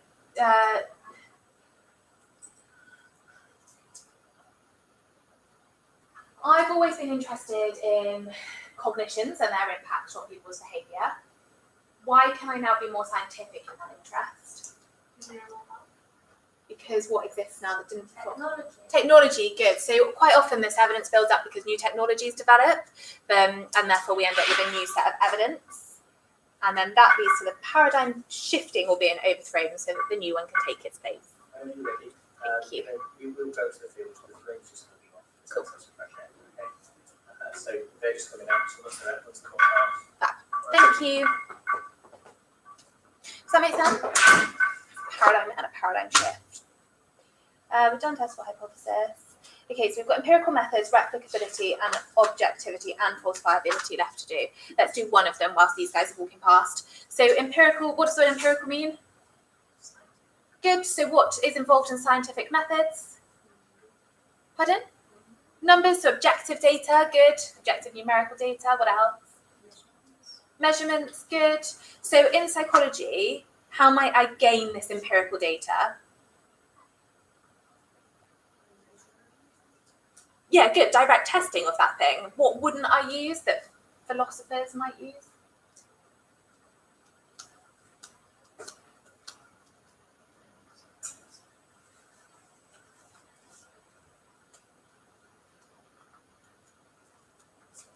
Assumptions, yeah, beliefs, things that are unfounded, basically. So everything in psychology, in order to be empirical, has to come through direct testing, not unfounded beliefs, opinions, or arguments. So the empirical method means that we've got replicable, reliable, and valid data that can be generalized. And in order to replicate it, it needs to be reported very precisely so that other people can use that information.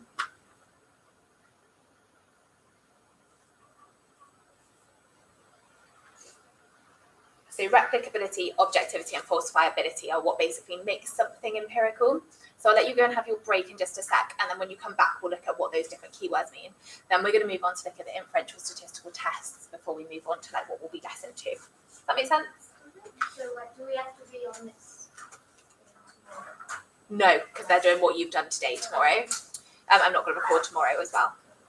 Okay, so you've got until 12, but somebody will send you back up. You need to sanitize on the way out, so I'll let you go. Like, Cornelia, are you ready? Do you want to go first?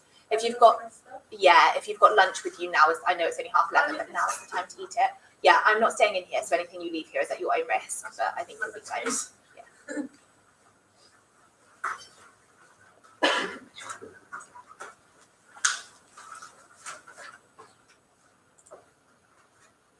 Does anyone know how I pause this?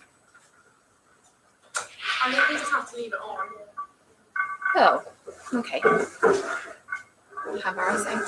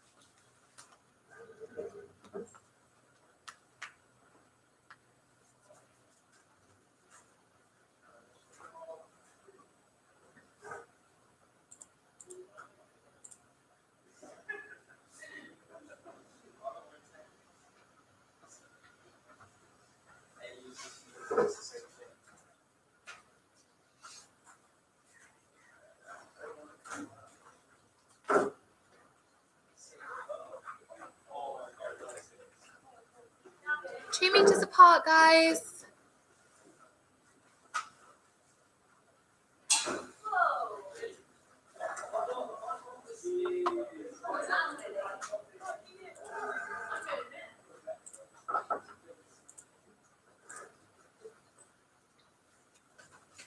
The people at home can't hear what you're saying. They can only hear what I'm saying. So everything that you say, I'm going to start repeating. I'm not being a weirdo.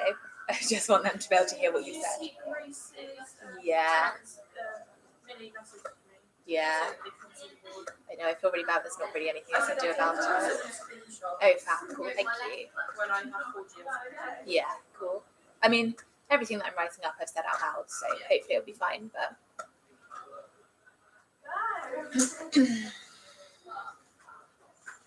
have you washed your hands, Millie? Did you get the message from Millie? Yeah. So they couldn't see the writing on the board. Yeah. Message from her. Yeah. Oh. I did fear that was the case, but can't really do anything about it.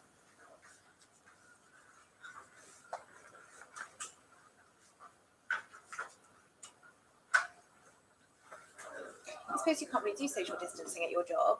No, not really. So it's got to be, especially carers, it's like, if there's a resident that needs more assistance, they need to be side by side. Yeah. So, Side by side's meant to be alright though, isn't it? It's only like face to face that. yeah. I mean, we wear like scrubs, masks, apron scrubs, so Yeah. it's Fairly pretty well covered. sanitary. So, Probably one of the cleanest places even there. Probably safer than yeah. supermarket. Yeah. Can't nobody go to the supermarket. It's so stressful, isn't Why it? is this like free? Everyone's just like, Yeah. It's like you social distance to get in, and then everyone's just grabbing stuff. Yeah. Yeah. Also, people that put their hands over every package, like if you've touched it, you're buying it. Like that's, I know. you can't put it back. That's why I always get stuff in the bag. If it's Yes. easy accessible, I'm just like, in the bag. Yeah, I just do a click and collect. I'm not all for going for a shop anymore. Mm. Right. Are we ready to start again? yeah. No, sorry, I can't touch it. They're not allowed. It's keeping you safe. It's kind of cold. I'd rather be cold than have coronavirus. Anyone else? 50. Okay, so we said that the empirical method involves getting information through direct observation or experimentation, and that's because in those things we can have a high level of control, we can be objective,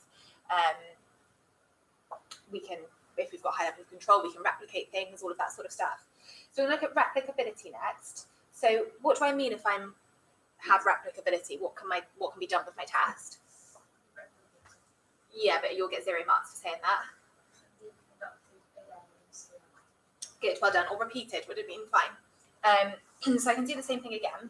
So by replicating it, I can test for both reliability and validity. So how do I establish reliability through replicability?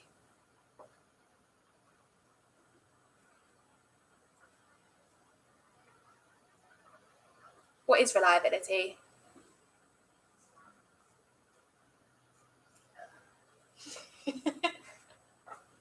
Results. Thinking about the arrow border, we'll really try to put it into words. Got a definition printed in the thing you're working in? Saying more similar. Yeah, good. Consistent. Your findings are consistent each time that test is done. So I can test for reliability by replicating my study to see if my results are the same each time it's done.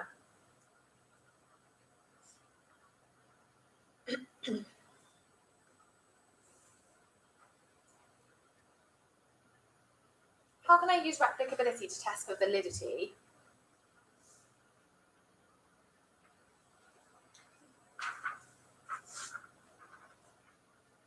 I guess we could find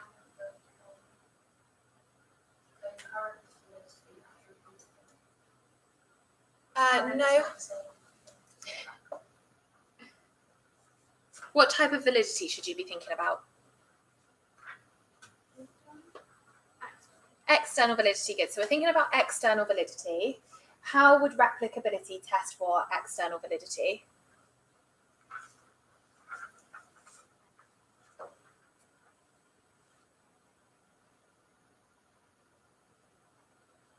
I guess you could like simulate schools that do the same experiment tools to see if we can generalise it to schools. Good. So what type of external validity have you tested there? Good, well done. Gabby, sorry, you were outside when I said this. The people on the video can't hear what you're saying, so I'm just going to repeat what you've said. I'm not being weird. So Gabby was saying that you do the same experiment. Say you've used a sample of pupils at Churchill. You then replicate that study at a different school in order to see whether the results were the same. If they're the same, then obviously you've got population validity because you know that your findings generalise from Churchill to other schools across the country.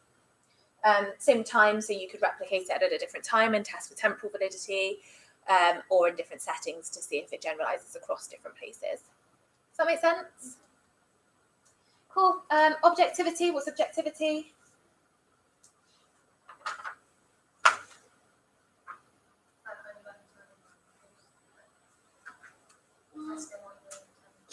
Not quite.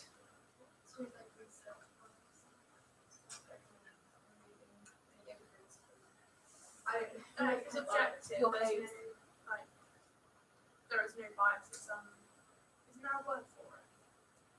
I mean, in theory, yes, but it's a very simple word. 0 marks again. Gabby said objective, for those of you that were wondering. Individual bias. Well, there's no bias in it at all. Objectivity refers to there being no bias because it's what? It's not opinions, it's is accurate, yeah, because it's a fact. Good, it's fact, like supported conclusions. Objectivity means like no bias, no opinion in there at all, whereas subjectivity would be like your opinions and your biases have influenced the data. So if it's objective, there's no influence of that at all. Which obviously links to the empirical method because that's all about finding your like factual data-driven results. Any questions so far? What was the word you used for reliability, but all the results are Consistent. consistent? Okay, so falsifiability we're going to look at now, and this is going to show you exactly why you cannot use the P word in psychology. It doesn't work. What is falsifiability? Evidence goes against your Good, well done. So Gabby said evidence that goes against your theory. Why am I looking for evidence that goes against my theory rather than evidence that supports my theory? So you know how to improve it. There is evidence against it. So Millie said so that you know how to improve it, which is kind of true. Because if you're like with theory construction, you have your facts, but if you're looking for, and when you form your hypothesis, if you're looking for things that don't go with that, then you know how to alter it. Yes, but you haven't described falsifiability. You've described theory construction. So you're not wrong on what you're saying, but it's not quite relevant to this question. Gabby? It's like if something can be proved as such with just like one example, but then it's like one thing that goes against the theory is hard to find, I guess. Because like if you show one thing, like one thing, go away with one pen, it doesn't mean it's proven, but then if you find one that's like one pen balance, like it's immediately falsified. Yes, good. Good. It works. So in order to show that something isn't true, I only have to find one example of it not being true. Then I've falsified it, and therefore I've said my theory is wrong. If I were to try and prove something to be true, Gabby's example was people who are blonde also have blue eyes. I would have to look for every single blonde person that has ever existed and ever will exist and currently exists and see if they also have blue eyes. Now that's impossible to do. So how could I ever prove that my theory was true? But as soon as I find one individual who has blonde hair and green eyes, I've falsified my theory and I know it's not true. So this is the importance of a null hypothesis in psychology. And this is why we always test our null, because in order to be scientific, we're trying to falsify, not prove. So by testing the null, which says there will be no effect, as soon as I support my null, I've falsified my theory. Does that make sense?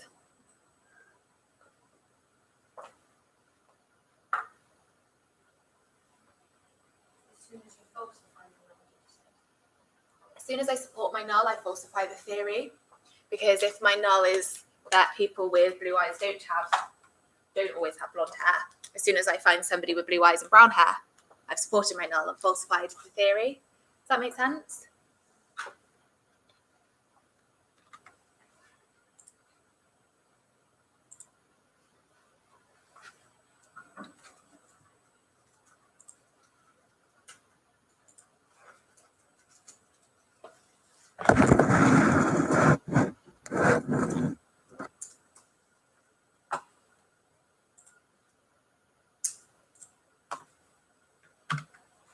Okay, so the other bit of research methods that we haven't covered yet is the stuff on inferential statistical tests. So we're going to go over that as well before we move on. So this bit of the spec is probability and significance, the use of statistical tables and critical values in the interpretation of significance, type 1 and type 2 errors, factors affecting the choice of statistical tests, including the level of measurement and experimental design, and when to use a Spearman's row, a Pearson's R, a Wilcoxon, a Mann-Whitney, a related T, an unrelated T, and a chi-squared. On this page, I've put together a number of different pages in your workbook, so your workbook won't look exactly like this. To start with, if you go back, like I think 3 pages, so to the page before reliability, and you've got your like arachnoid table printed on it, that's the page that we're going to start on. So in the top corner, it says the bit that's up here, factors affecting the choice of statistical test, including the level of measurement, value, and experimental design, when to use the following test, Spearman's row, Pearson's, Wilcoxon, Mann-Whitney, related T, unrelated T, and chi-squared.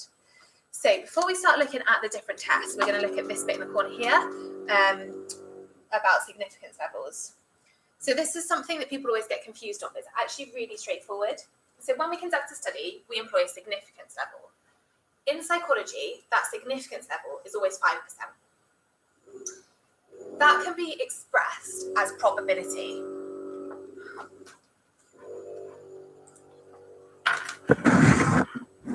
And probability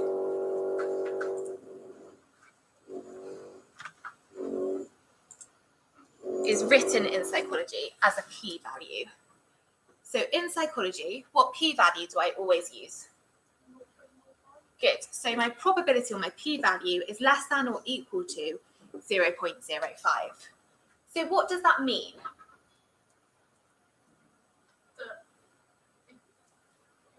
It's not equal to that. It's, what would you say, not significant? Not quite. Your test works that out for you using a significance level of 5%. Is it like 95%?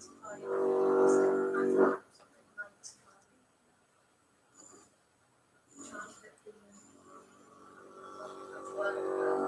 95%.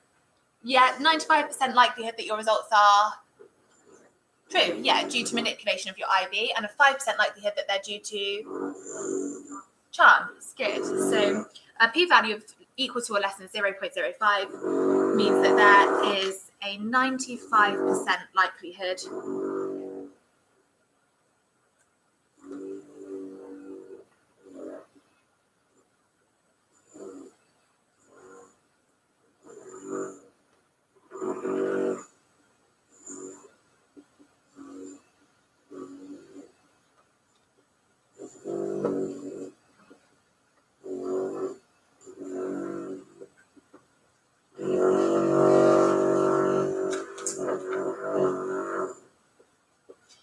so the probability value of equal to or less than 0.05 means there's a 95% likelihood that the results are due to manipulation of the IV. In other words, there's a true effect, and only a 5% likelihood that they are due to chance. So that's what that p-value means. You could also be asked why you would use a significance value of 5%.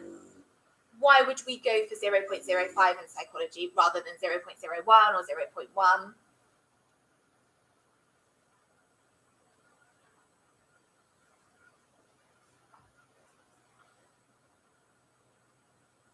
If I had a more lenient p-value, so let's say that I had a p is equal to or less than 0.1, what would that mean?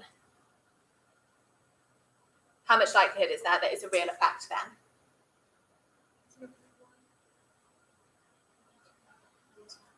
That would be if it was 0.01. 90. So there'd be only a 90% likelihood. So that means that our margin of error, our likelihood that they're due to chance, increases. If I'm that lenient, what do I run the risk of making?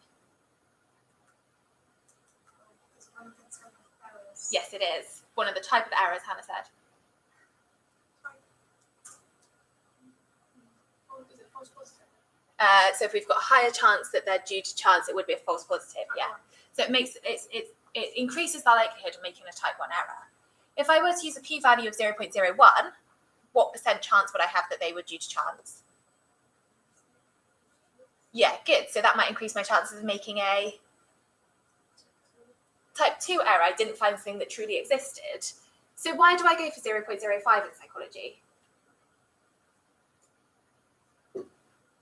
Reduces the chances of making a type 1 type 2 error. It strikes the balance between making them, is how you'd phrase it. Good, well done.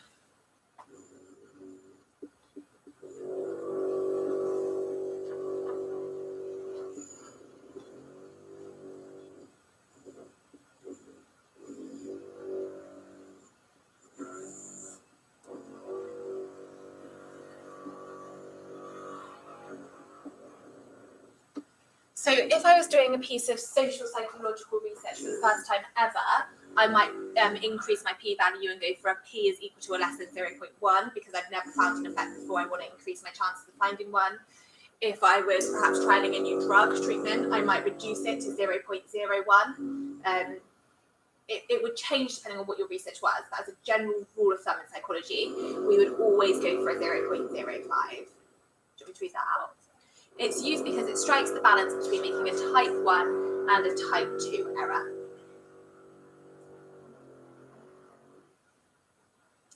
Any questions on that?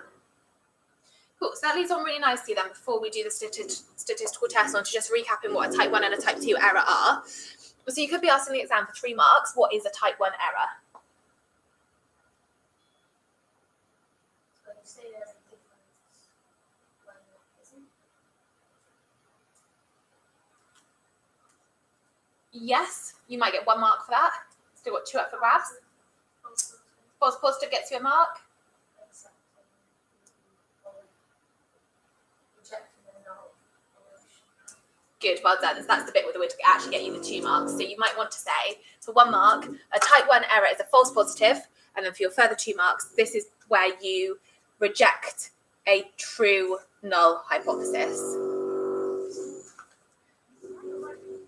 Oh, sorry, the type 1 and type 2 errors are on a different page because we covered them at a different point in the spec. So I've put them with your pilot test because when you go through your notes in your workbook, that's where they'll be. No, should we write that down? Have you got spaces to write them in? Yes, you could do them.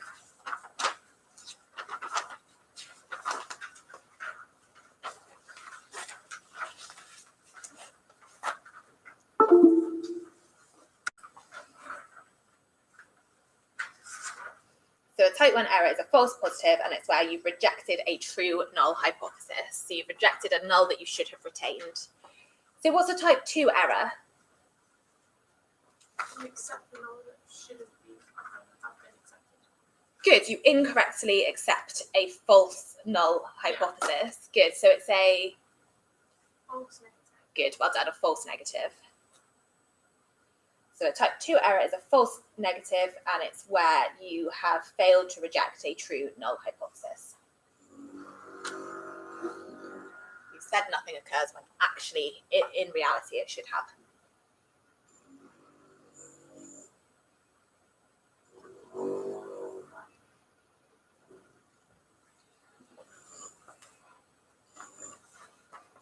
you fail to reject the null hypothesis.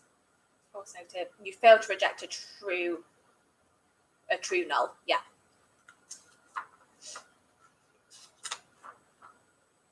Type 1 is when you reject the null that's. Yeah, type 1 is when you accept the null when it's not true. No, you reject the null because you've said you've got a positive, but the null was actually true. Right. You reject the null that is true, and then type 2 is when you don't reject it when it's. Oh god, I've confused myself. confused me as well. Type 1 error, so this is how I always remember it. Type 1 error is a false positive, and that's all I remember, and you can like deduce the rest from that one sentence. Yeah. So a type 1 error is a false positive, which means that you've said there's an effect when there isn't actually one. So your null was actually true, but you've rejected it. So you have rejected a true null hypothesis. A type 2 error is then the opposite to that. So it's a false negative. So negative means you haven't found an effect. In other words, you've accepted your null, but the null was actually false. So you should have rejected it.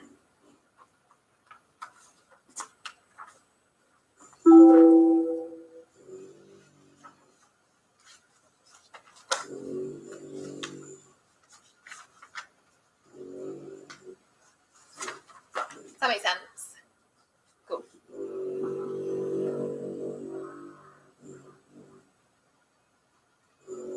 Okay, so when I do my statistical test, I end up with a calculated value, and I need to know whether that calculated value is significant or not. So how do I work that out?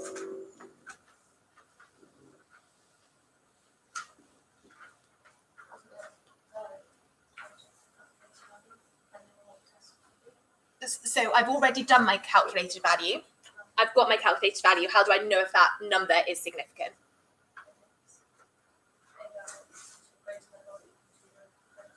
Again, you've remembered something you don't need to remember, which is going to confuse you. What do I do with it? Good, so I do what to the table?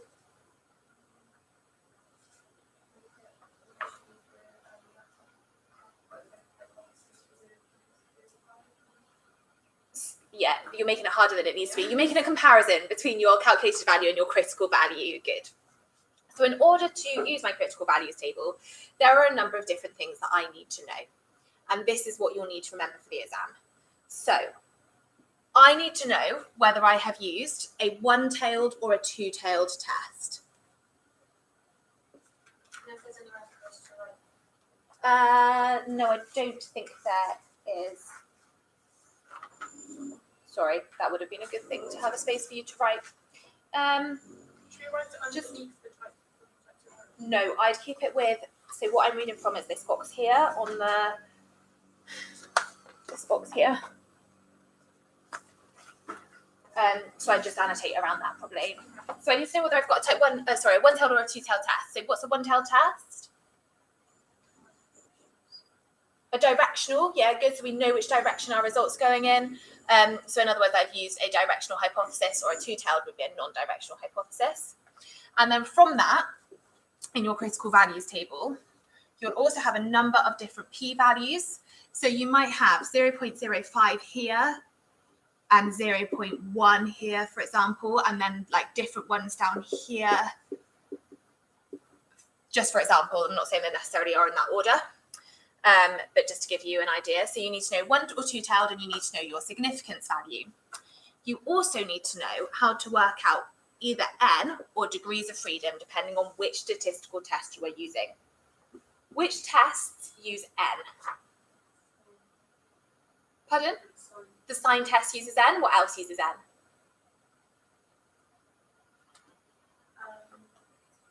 It's normally in first. The Spearman's row, good, well done. The others use degrees of freedom, and you will need to know how to calculate those degrees of freedom in your exam. So how do you calculate the degrees of freedom for a Pearson's R?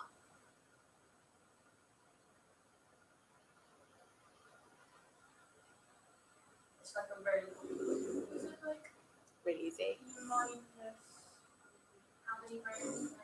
No, you're describing a different one. Hold that thought. Pearson's R. So straightforward. Minus 2. Good, well done. So for a Pearson's R, your degrees of freedom is n minus 2. And for a chi-squared, Gabby? Number of rows minus 1. So 1 times. number of columns minus Good, well done. So Gabby said the number of rows minus 1 times the number of columns minus 1, and they're of your contingency table. So in your workbooks that you've done during lockdown, the last couple of pages have some boxes to fill in. These ones, and they're the ones that you need to learn. So those last 2 pages are everything that you need for inferential statistical tests. What was the one I just said? Chi-squared. But don't forget, obviously, you've got the ones that Sarah's taught you to learn as well. What was tri-squared? Number of rows minus 1 times number of columns minus 1. And that number of rows and columns refers to your contingency table.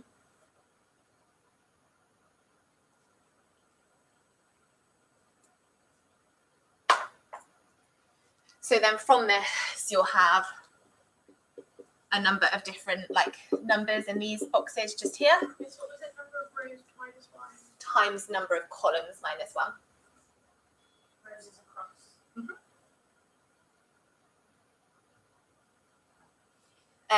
And say that I've got a calculated value of, I don't know, 0.75. This table will always tell you, depending on which test it is, what that number needs to be in comparison to this table.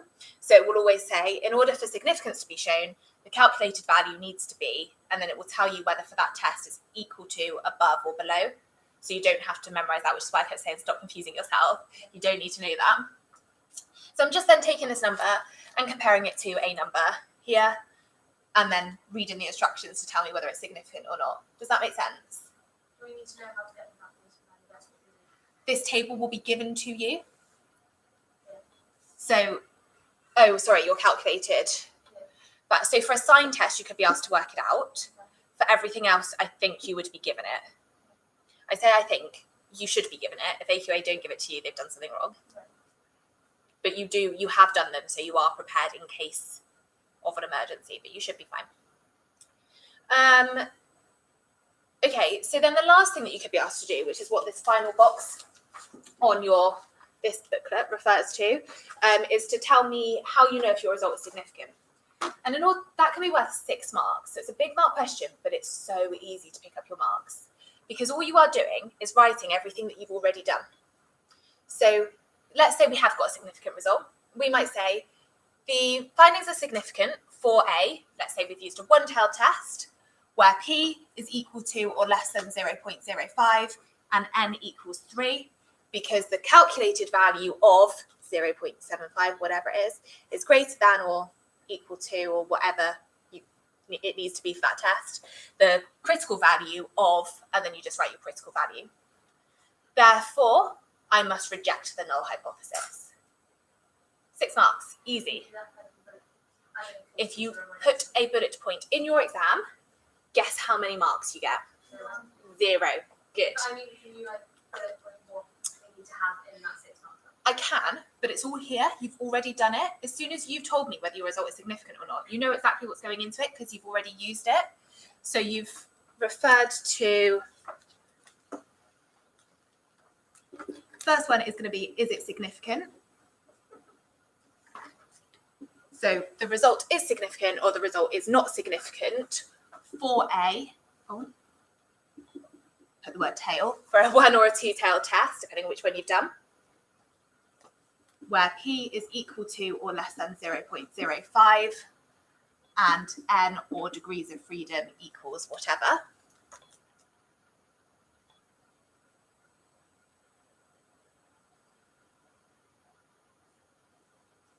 Does this make sense so far? Because the calculated value of whatever is equal to or less than the critical value of whatever it is. Therefore, I must accept or reject, depending on whether it's significant or not, the null hypothesis.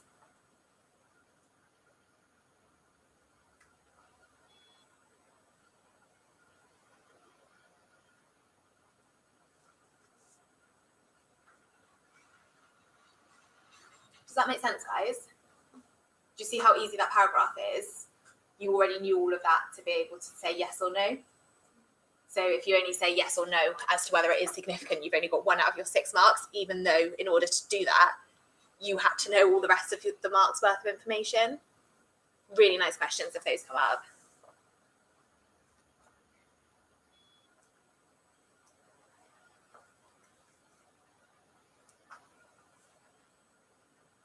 Cool. Any questions at all? Are we done with research methods? Yeah, I feel fairly done with research methods. It's enough maths for one day. You're going to tell me you like maths now, Gabby? No, I really don't. Okay, for you. There's always one that goes, I actually really like maths. Okay, so your research methods test then, I may as well tell you this now whilst I'm thinking about it, is on the 13th. So on Monday the 13th, you have a 1-hour research methods test. Please do that on the 13th because your feedback lesson is on the 14th. So if you could please make that your priority, it is a period 1 lesson. That could please be done during period 1 so that I can mark them and get them back to you for the Tuesday's lesson. Then we will have a Zoom lesson on Tuesday the 14th where you get your feedback. You're meant to have a lesson on the day after, the Wednesday, but I'm in school on that day, so you won't have a lesson. So Thursday will be your chance to redo your tests, and then you also do have a lesson on Friday, which I won't be setting anything else for, which you may need to use to finish off your purple pen. Does that make sense? So before then, we haven't got very many lessons left. You're meant to have a lesson tomorrow, but I'm here teaching the other half of your class, so it'll be a revision lesson. We've already talked about Wednesday, you're going to have the feedback lesson. So that gives you Thursday for revision. Friday, you don't have any lessons. You've got a catch-up day, basically a home study day. And then your following lesson after that is the Wednesday, which you'll also have for revision. So you basically got like 2 set lessons of revision before your test.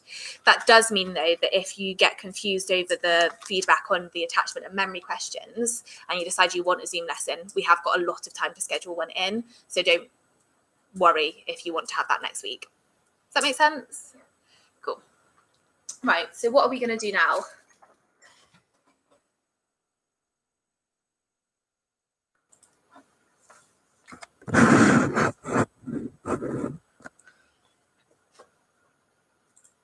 So the purpose of the next bit of the day was subject content delivery and set up a future remote learning program. So I've just told you what you're going to be doing next. What I thought would be nice to look at today is a topic called issues and debates. When you come back, usually, instead of doing research methods, you would have just finished issues and debates, but it's quite a hard topic to learn on your own. It's very different to the rest of psychology. So I thought we'd save that for when we came back to school. And I thought you could do research methods, which I know is a bit dry, but is fairly straightforward at home on your own, so that Miss Joyce and I basically thought that would work out best overall. Issues and debates is similar to research methods in how important it is to understand, because although it's only worth 24 marks in the exam, you can use your issues and debates to evaluate everything. So you know you've got your 12 mark, you off? No, Okay. You know you've got your 12 mark essays from year 12, and I've told you that there'll need to be 16 mark essays for year 13. This is how you make them a 16 mark essay. You just whack an issue and debate in there as an evaluation point. So they're really useful to know because they will reduce the amount of content from year 12 that you need to remember. So, for example, the whole of the biological approach can be evaluated using one issue and debate. The whole of memory can be evaluated with the same issue and debate. You just change your meat in each one. So this is how psychology doesn't become this horrible, scary, huge content subject anymore. Does that make sense? Oh, you all started to look a bit happier. We're going to look at it today in that sense, in terms of evaluating other things. And then when you come back in September, we'll look at them as issues and debates, as in for the section of the exam that they come up in. Is that all right? So the ones that you will cover will be gender and culture in psychology. I'll teach these as 2 separate debates, but there's a lot of crossover between them. I teach them as 2 separate ones because they can come up as 2 separate ones. So gender bias includes androcentrism and alpha and beta bias.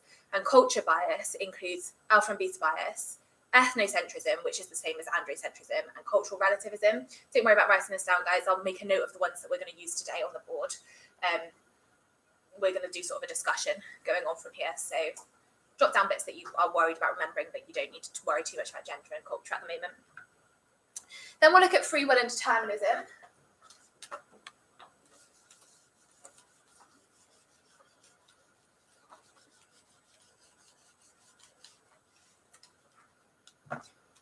So we've talked a bit. You still see my pen? The pen has lasted 2.5 lessons. Isn't that bad?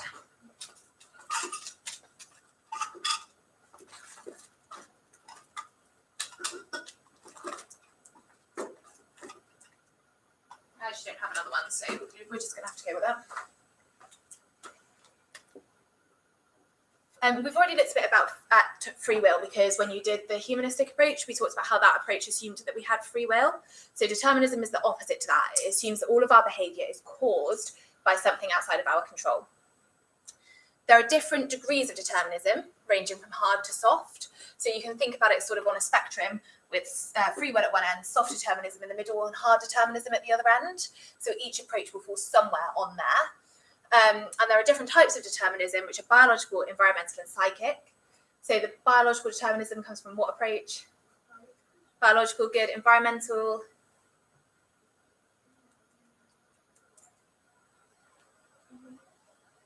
I can't hear you, sorry, Emma. Not humanistic. Humanistic is free will. Pardon? Deterministic. That one's determinism. What? Deterministic approved. Is that not one? No, which of the approaches, as in we said biological approach is biologically deterministic, which of the approaches is environmental determinism? That's psychic, isn't Psychic determinism is psychodynamic, good. So environmental is loads of approaches. It's been a while since It's been a couple of months at the most. That's a long time. But yet you could remember Schmidt et al. From the beginning of year 12. It's not with L. Linguistic. Learning theories, thank you, Holly. The learning theories. So social learning theory or behaviourism would be environmental determinism. And then it says scientific emphasis on causal explanations, which is basically like cause and effect. So within science, we're looking for cause and effect. So being deterministic is considered to be a good thing, but in reality, we know that that's probably not the case. Then you've got nature nurture. What do you mean, oh God? We did this for like the first year of sociology. Oh, did you? Nature nurture debate. You'd be an expert then. Nature nurture debate. What's nature? How you were like growing up, like the things around you, your surroundings, more. That's what we have. That's nurture. Yeah, what? Nature is biological. I thought Passed nurture down was through your family. Or I like thought your nurture Good. was your Yeah, family well, and how you Yeah, nurture is. Yeah, Yeah, how you're brought up. nurture. Yeah. Around you. Oh, I thought Oh, that year of sociology. And then one psychology lesson and it corrects all of your I was misconceptions. so bored in that. I was just like, Nature Not is listening. your, like, as Cornelia was saying, your sort of biological factors that cause behaviour. Nurture is the way that you're brought up, so the environmental impacts, basically. So within psychology, we look at the relative importance of heredity and environment. So heredity being nature, environment being nurture. Obviously, no behaviour is caused by nature alone. No behaviour is caused by nurture alone. So we're looking at how much of an impact, bless you, how much of an impact each of those two things has. Does that make sense? So like hair colour, is that more heavily determined by nature or nurture? Nature. But nurture still has an impact because going in the sun changes your hair. Does that make sense? And then where they interact with each other. what nature and nurture? Yeah. So this is like my favourite bit of psychology. This is so fun. Kind of. So the environment that we grow up in can actually change our biological, like our nature. So there's I don't want to give too much away because it's so exciting. There's a study that was done on. Have you heard of Maguire et al? Cornelia, did you say yeah? I think I heard of the name. Maguire. So Maguire studied taxi drivers in London. This was like way back before Google Maps and sat navs and stuff. And there's a bit of your brain that's related to your spatial awareness. And he basically compared the size of that brain area in taxi drivers to other people, and in new taxi drivers to like older taxi, like as in people who have been driving taxis for longer.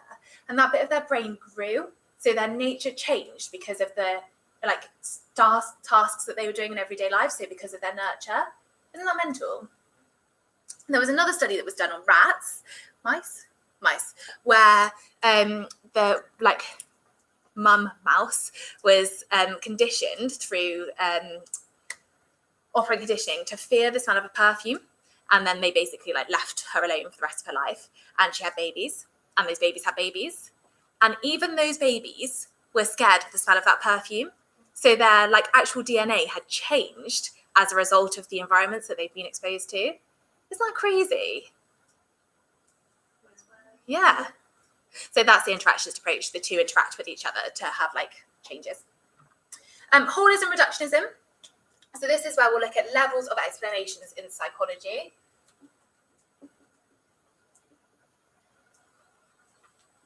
So we've already talked a bit about this because in humanism, we talked about how the humanistic approach was holistic because it considers every single element of that individual's life.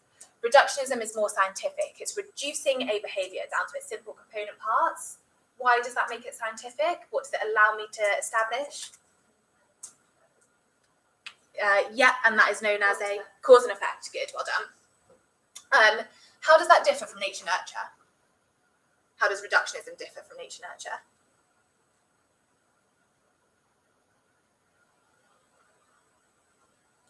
Ignoring environmental factors and only giving a biological factor. Is that nature-nurture or holism reductionism? Only giving a biological cause for behaviour, ignoring environmental causes. Nature-nurture. Holism, this is everybody gets this wrong. So reductionism is within an approach. So what causes, according to the biological approach, what causes aggression? Pardon? Good. So hormones. What else? Biological.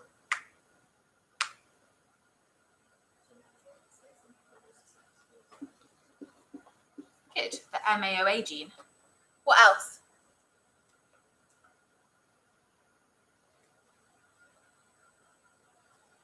Balance using SSRIs. Oh, neurotransmitters. Good. Neurotransmitters. There's also things like your prefrontal cortex and your amygdala and your limbic system and other sort of like physiological factors as well. So if I were to propose a theory that aggression is caused by an MAOA gene, I have been reductionist. It's a nativist theory, in other words, it's all about nature, but it's also reductionist because by saying that that gene causes aggression, what I have ignored is the fact that that gene actually impacts on the production of neurotransmitters. So I have reduced a biological explanation to one single biological factor, ignoring how those biological factors interact with each other in a wider biological system. Does that make sense? Yes. Silence. So again, if I were to select hormones, that would be reductionist because your hormones are caused by your genetic factors, for example. Oh, by saying you're just ignoring the environment, so it's a whole biological approach. Yes. So you're just then ignoring the role of nurture. You haven't reduced the explanation down to one simple thing. So there are levels of explanations within psychology. Whole is the most holistic is like the best, highest level, and that would be humanism. But that's a really unscientific explanation. The cognitive approach would be somewhere like midway, and then things like biological and behaviourists would be very low level explanations of behaviour because they only consider very simple, like one elements at a time. Idiographic and nomothetic approaches to investigation. What's an idiographic?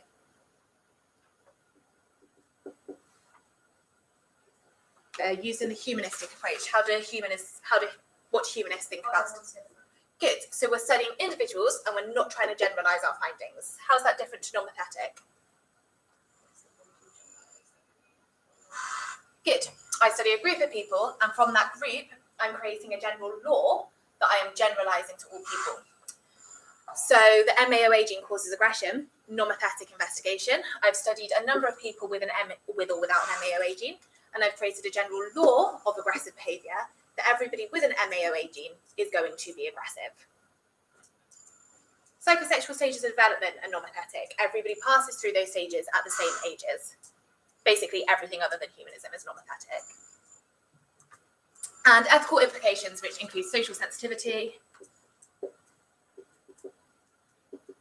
So social sensitivity is basically where we do research that like marginalizes or negatively stereotypes one group within society.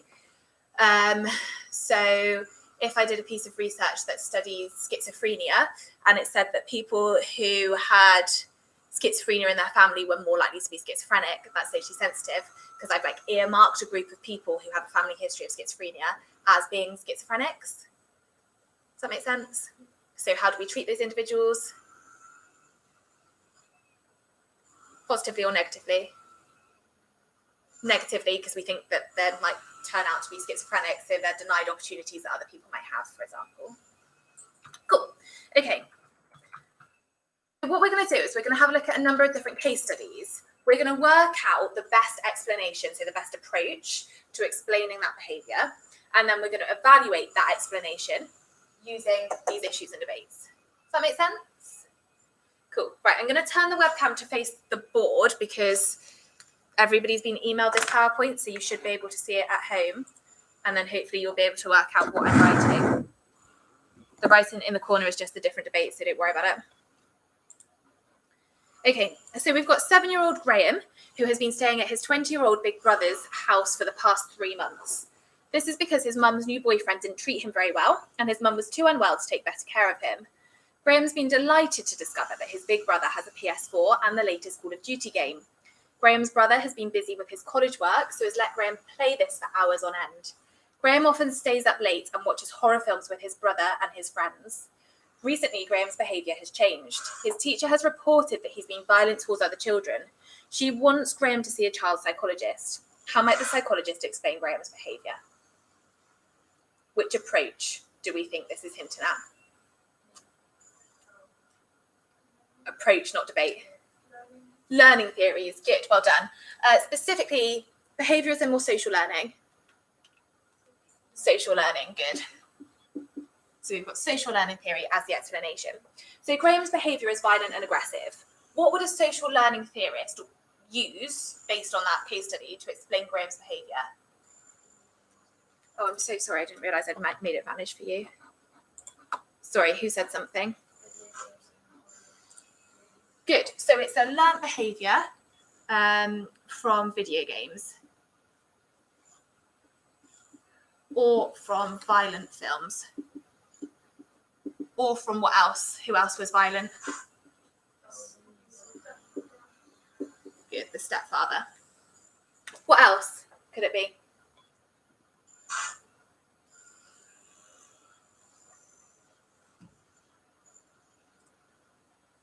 How did Graham's mum treat him?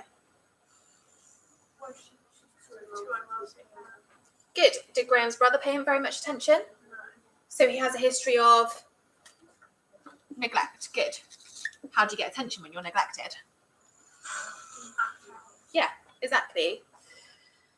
We'll leave it at those for now. Okay, so that's how a social learning theorist has basically said Graham's behaviour is as a result of his poor life at home. He has a stepdad who was violent to him, so he's learnt violence.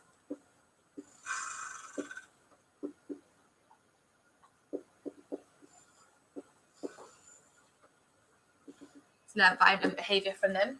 He's also been neglected, so perhaps he is like acting out to get some more attention. He basically has poor role models in his life. His stepdad abuses him, his mum's too sick to care for him, and his brother's too busy to look after him. According to a social learning theorist, does Graham have free will? Because no one really knows what he's doing. No. Finish your thought. Well, no one's really like restricting him from anything, so it looks like he does. Okay, so Cornelia has said that because nobody is imposing any rules on him, he has free will because he's chosen how to behave. Millie disagreed. I would say determinism because of, well, his, I'd say, upbringing, that his stepmother was abusive and the video games and stuff. That has taught him to be more violent to others because that's what he knows. He hasn't had anyone to tell him that or anything else showing that's what he knows. Good. So Millie has said, no, he doesn't have free will. His behaviour has been determined by the environment that he's grown up in. In other words, it was determined by a violent stepfather, violent video games, violent films, and the neglect that he's experienced. Hands up if you agree with Cornelia. Hands up if you agree with Millie. Gabby's just not playing along.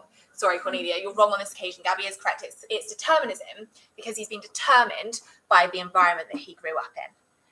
I see where your logic went with free will, but this is a big criticism of this approach. Hands up if you feel like you have free will. Feel like you're in control of your behaviours? Emma, did you choose what to wear this morning? Yeah, free will. You made a choice. Did you choose what to eat for breakfast today? Yeah, there's your free will. Why didn't you? Oh, you didn't. You chose not to eat I breakfast. don't normally, it's not hungry. What makes you not hungry? I don't know. Is it a choice not to be hungry in the mornings? Not that I know of, no. So did you have free will when you chose not to eat breakfast? I don't know. Good question. Whether or not free will is actually real, we feel like we have free will. We feel like we're in control of our behaviour. So social learning theory, or this explanation of Graham's behaviour, lacks what? Yeah, which makes it lack. This is a good evaluation point. You're not likely to accept it. That's not a key term, that's something you've made up.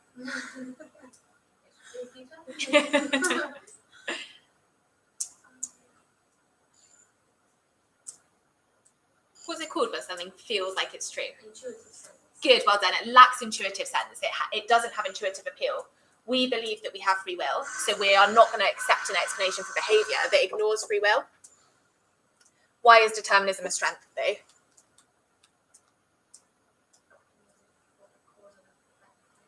Good, well done. We can establish causality, so I know that Graham's behaviour was caused by, for example, a violent stepfather. If I know what caused it, I can also change it, so it has implications for treatment of different behaviours as well. Does this explanation fall on the nature or the nurture side of the debate? Nurture, good. Is there any nature involved? Well, his mum's not actually violent, is she? She doesn't have the genes of a stepfather. So no, not really. No, in this case, very little to none whatsoever. If it was a real, sorry, that was not a good choice of words. If it was a biological father rather than a stepfather, then yes, we could argue there might be some biological impacts, but because he hasn't inherited genes from a stepfather, in this explanation, we can't see an example of that. Is this explanation holistic or reductionist?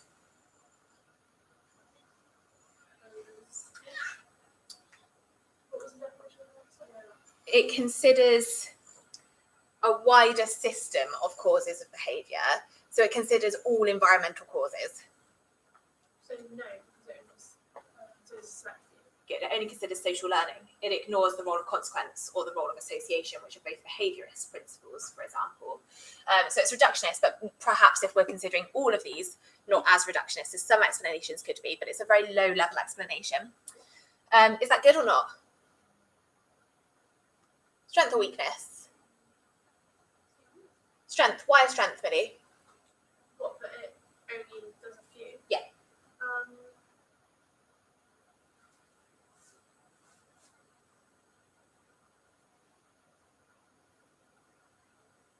What, because it's more, well, I would say because it's more focused, but I think that's why. You are very close. You need to make that into a, Millie said because it's more focused, but you need to make that into a like psychological evaluative point.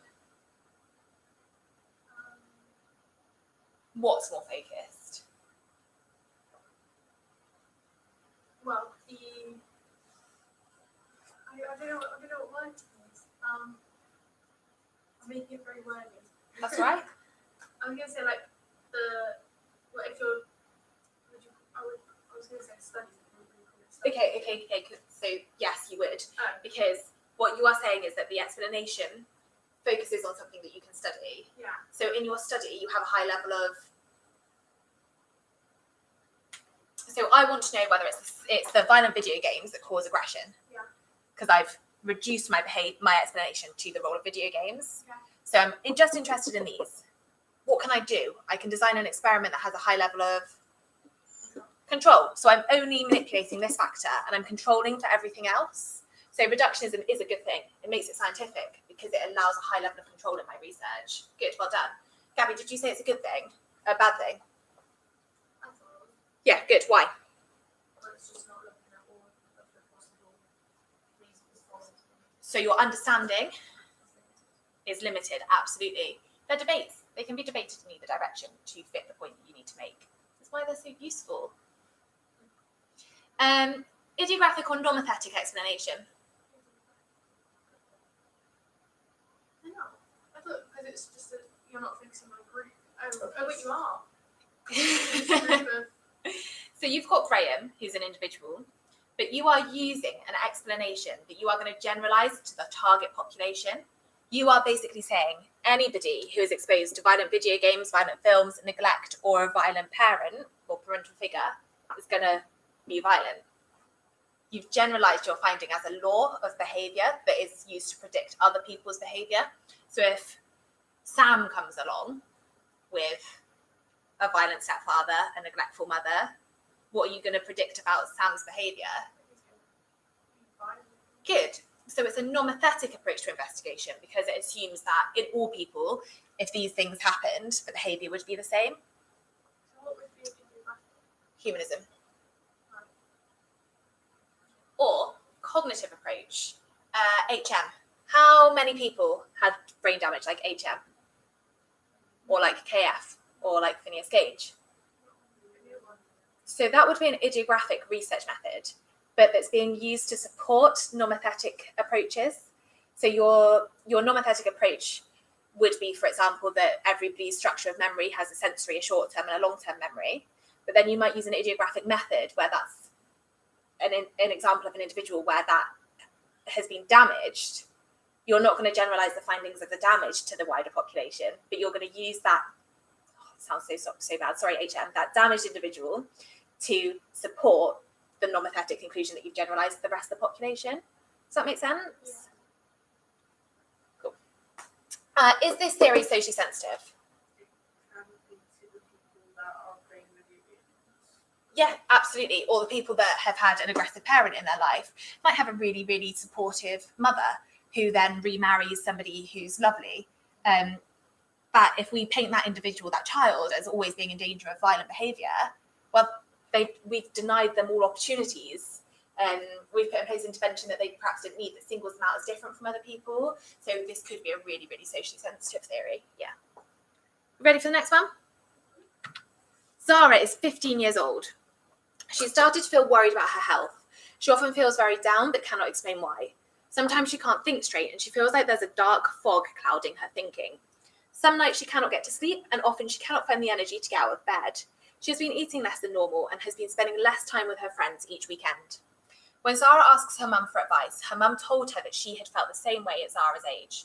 She told Zara about some of the medication she used to take, including SSRIs, and suggests that she take Zara to the doctors. How might the doctor explain Zara's behaviour? Biological, good. What might the doctor say?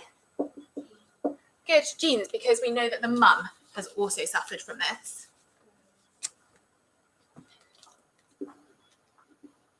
Good, hormones, because it also happened to her mum at Zara's age.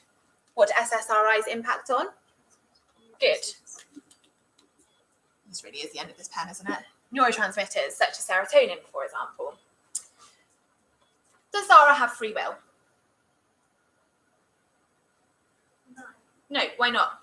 because she can't explain why she's feeling that way. Good, she didn't choose to feel this way. She didn't make a choice to not feel good every day. It was determined by either a gene, a hormone, or a neurotransmitter, for example. Does that explanation lack intuitive appeal?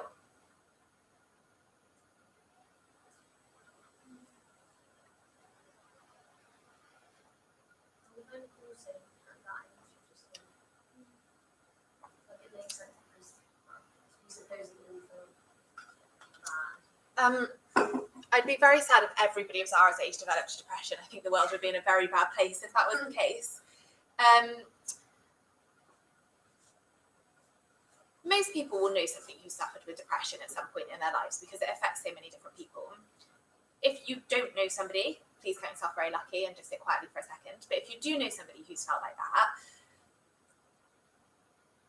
with knowing how they felt, would they ever have chosen to feel that way? No. Right, so does the theory that there's no free will over having depression lack intuitive appeal? No. No, because why on earth would anybody ever choose that behaviour? So in this case, determinism is the better explanation, because to say that somebody had free will over their depression would be just a ridiculous statement to make, because intuitively nobody would choose to feel that way. Slight difference comes in the cognitive approach when we're talking about things like CBT as a way of treating that depression, because for CBT to work, that person has to choose to engage, and therefore there has to be some element of free will there, but the free will is around their sort of therapy as opposed to their feelings. Does that make sense? Cool. Nature nurture, is it a nativist or an empiricist explanation? Naturists are naked people. Please, please, please, please, please don't write to me any answers to questions about naked people. We don't care about naked people in psychology. Nativists are nature. Someone does it every year. What's the nurture? Empiricist. Yeah, fair. It just becomes a bit hard sometimes putting that into sentences and essays. So you might want to say it takes a nativist approach, because taking a nature approach doesn't make sense. Just thing to bear in mind. It is nature, yeah, because it's all to do with biological internal processes. Good. Is it holistic or reductionist?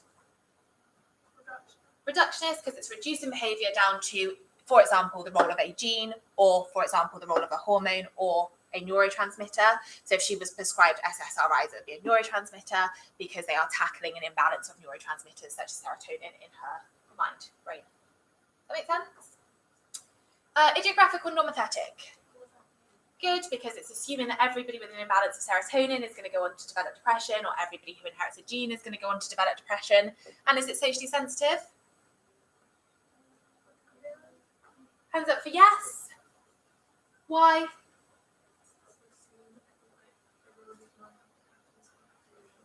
Yeah, good, well done. As soon as we start saying that there's some sort of like genetic vulnerability, we're painting the picture of this group of vulnerable individuals who are definitely going to grow up to be depressed, which obviously is not them painting them in the best light that's possible. That makes sense? Obviously, the biological approach in general isn't always socially sensitive, but when we're using it as an explanation for depression, it's the fact that we're painting them as somebody who's going to grow up to be disadvantaged. So it's almost not the explanation that's socially sensitive, but the behaviour. Does that make sense? So don't fall into the trap of being like everything's socially sensitive, because it's not. The biological approach can also explain the colour of your hair or your food preferences, that sort of stuff as well, which obviously isn't socially sensitive. Let's look at Ian next then. So Ian has been a smoker for 30 years. His doctor has warned him that this is having a detrimental effect on his health. He's tried to quit many times, but has never been successful. His friend recently told him about a hypnotist that helped her to quit smoking and recommended that Ian books an appointment. What type of psychology do you think the hypnotist studied, and why do they think this will help Ian quit smoking?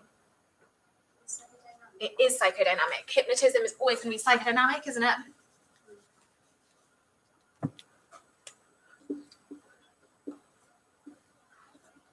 And what do they think that hypnotism is going to enable them to do? Access.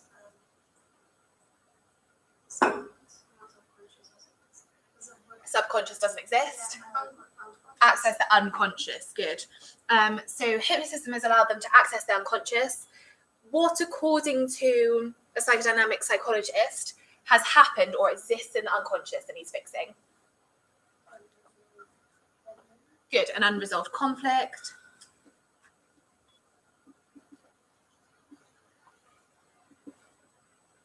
For a smoker, what could that be? Oh, isn't it like this is with the ages? Yeah. Isn't it like late? Weaning. Good. So which stage does that happen in? Oral. So that child, Ian as a child, was weaned too early or too late, and he now has a fixation in his oral stage, which he is expressing through smoking. So in order to help him quit smoking, I need to resolve, or as a hypnotist, I need to resolve that fixation in his oral stage, which lives in his unconscious, and therefore he'll stop being a smoker. Makes perfect sense, doesn't it? Free will or determinism? Good. What type? Biological, environmental, psychic? Psychic. Good. Unconscious behaviour causes conscious behaviour would be psychic determinism. Do we believe that people have free will to smoke? Yeah. So does this make intuitive sense? No. Good. However, good for treatment because I've found a cause for the behaviour. Is it nature or nurture? Hands up for nature. Hands up for nurture. You are all incorrect. It's a combination of the two. Where's the nature, Billy? When he, what from being That's nurture. I'm Millie said being weaned if you didn't catch that. So the way that Ian's parents treated him during his oral stage was nurture. Where's the nature?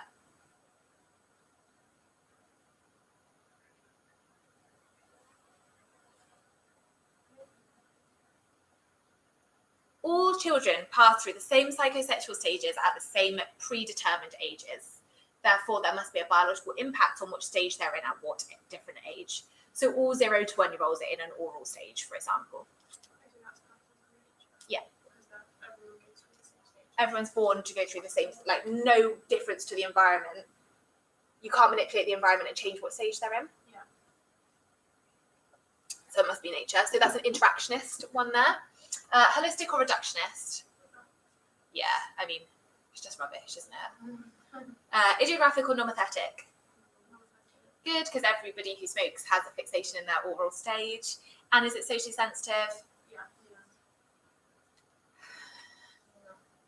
I'd argue it's not, but they are debates, so you can argue either way. Because I don't think that it paints somebody in a bad way to say that they were weaned too early or too late. It might be socially sensitive towards the parents, maybe, for their parenting techniques, but not necessarily towards Ian. And I guess someone can say that I suffered from stress and decided to smoke. What's that got to do with social sensitivity? Well, maybe, I don't know, it could affect him and the way he looks at it. That doesn't make it socially sensitive.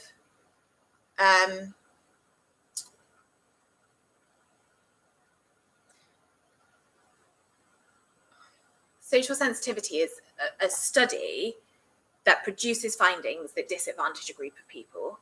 So if Ian says, well, I smoked because I was stressed, it can't be socially sensitive because that's not a piece of, it doesn't disadvantage him, and it's also not a piece of research. Does that make sense? Yeah. You'll do these all in more depth, so don't worry if you're not 100% clear on them yet, but I just think it'd be good for you to be able to start using them as evaluation points. Okay, let's look at Laura. Laura's been feeling anxious lately. She thinks her friends don't like her anymore. Yesterday when she arrived at school, one of them didn't immediately say hello to her. She did not understand her most recent English essay and achieved a low grade. Laura now feels like a failure and is worried that she's not clever enough to go to university. She believes she will amount to nothing. As a result of this, she thinks her parents and teachers are disappointed, especially after she read the feedback on her English essay, which said, Laura, you can do better than this. Which approach?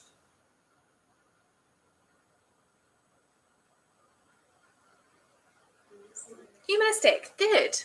You're the first class to get that.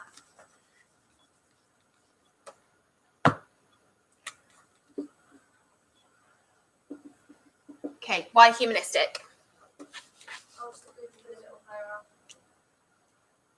Actually, it doesn't. Sorry.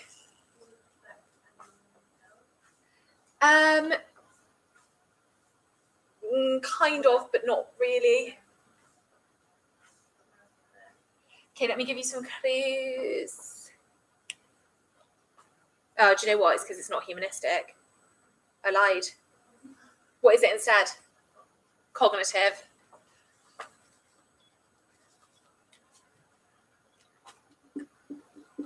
Why is it cognitive? Good, so it's the way she's interpreting things that have happened. So when she arrived at school yesterday, one of her friends didn't say hello immediately, so she's assumed they hate her. Yeah, what's the rational explanation?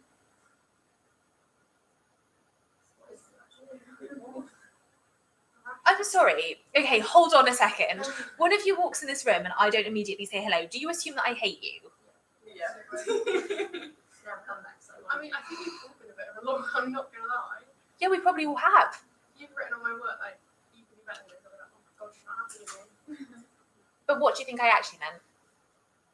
It's like you have, that you actually have the ability to do it. Yeah, you're great. You can do better than this. You've interpreted it as a really negative thing when in actual fact that's not what it says at all. So why might somebody not say hello to you straight away?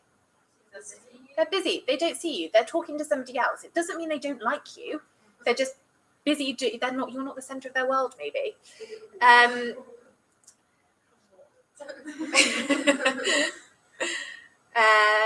She's got 1 low grade and she feels like she can't go to university. What's the reality?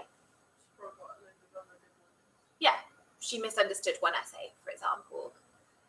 I'm really worried about our well-being in here. Do we need to chat, guys? I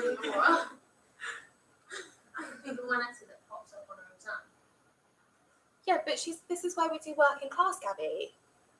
So, It's not control, it comes out in the day. but it doesn't matter because you've done that one essay that wasn't up to scratch. What have I given you? And what have you done? This could be the Feedback essay and purple gives pen you that the was, A guys. That could be the essay that gives you the A. Yeah, but you've done your purple pen, so I've got a new grade for you.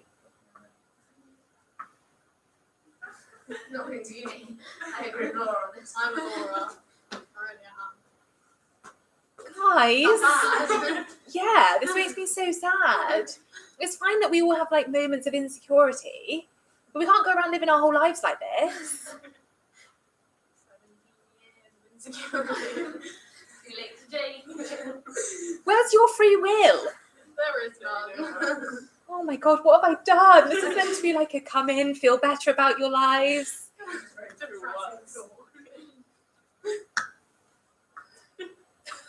I could cry. Laura has misinterpreted her environment in a negative way.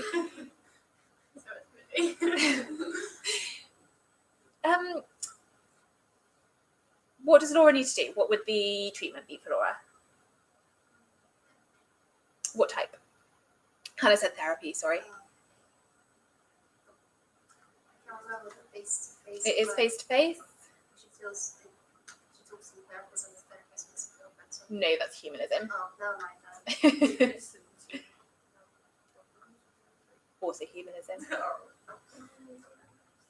Cognitive approach, what therapy? Oh, is it the Ellis's? CBT, yeah, Alice and Beck you could use, yeah. Okay, so what would Alice or Beck say she needed to do in order to feel better?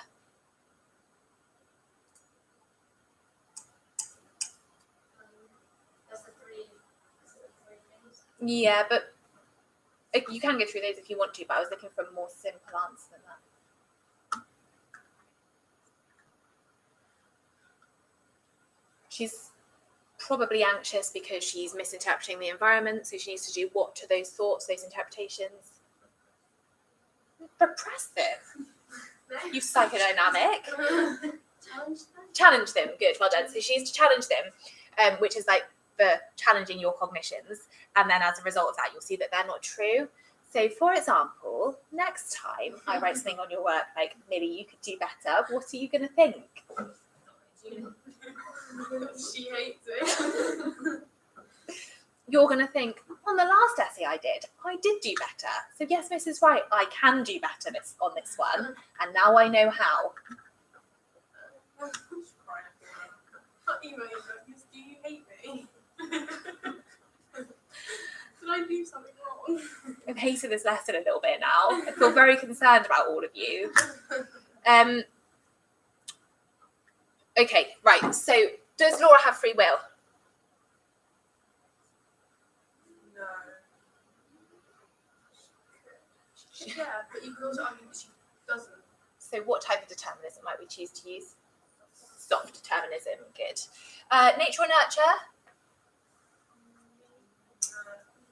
Nature.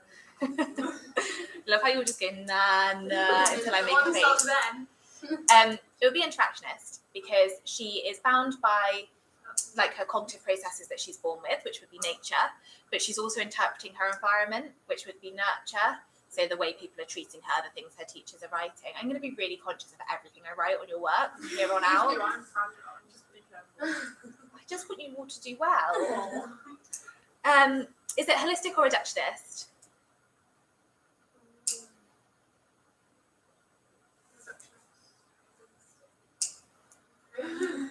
It's sort of a mid-level one. Do better, Millie. it could be, it's sort of a mid-level one. It's less reductionist than like social learning theory, but less holistic than something like humanism. It considers more than one factor, but definitely not everything that it could consider. Does it take an idiographic or normathetic approach to investigation?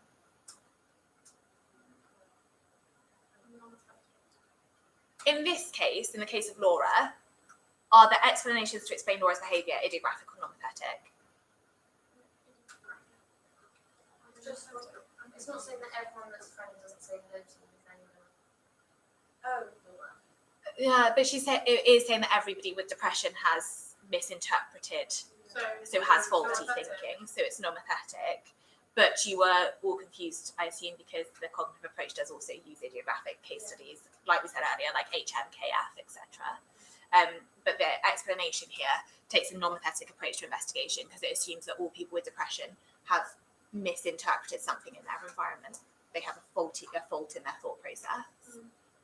That makes sense. Is it socially sensitive? Why?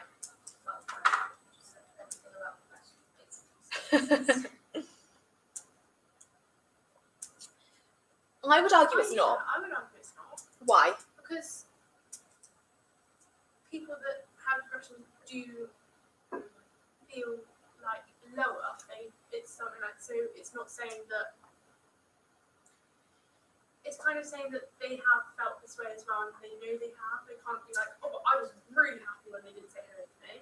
Yeah, okay. So Do you know what I mean? do you think that I could pick out a group of people who had this faulty thinking before they were diagnosed with depression? I don't know. Probably not. Not. I don't know, because I would say that you, I don't know. I, for example, would never have thought that if I wrote on your work, maybe you could do better, you think that was it for the rest of your life. Does that make sense? Yeah. So I don't necessarily think that I can identify a group of people in society who interpret everything in a negative way, because that's something I can't necessarily observe. So I'd argue it's not socially sensitive because I haven't singled out a specific group of individuals. I've just given an explanation for a behaviour that does exist. It's debating. Okay, is this the last one? Yeah, this is the last one. Sam has always dreamed of becoming a world-class football player. He played for his local team when he was a child, where he was scouted and has since played for the Liverpool FC Academy team. He is now 16 and really wants to play in the starting 11. However, he's not been picked for the upcoming game. Sam feels that he is not as good as his teammates. He wants to be a faster runner and is envious of those in the team that outperform him in training. He believes his parents, who have always supported him, moving across the country to Liverpool to help him reach his goal as a professional football player, will be disappointed if they don't see him playing in the next game. Sam's coach thinks that these thoughts are impeding his ability to reach his full potential and suggests that he sees a therapist. Humanism, good.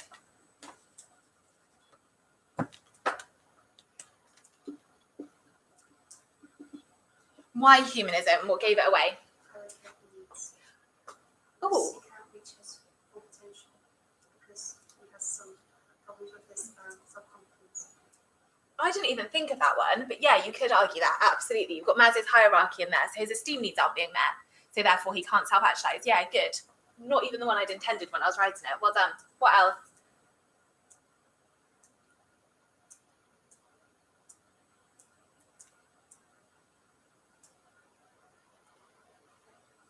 I wish I was a better runner. I wish I was a better football player.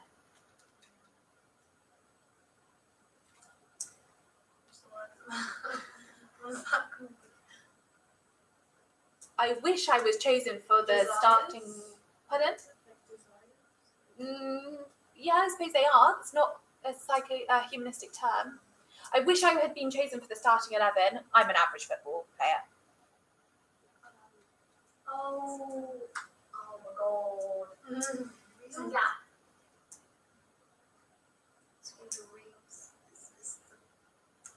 It's the self thing. Good. Two different selves. Good.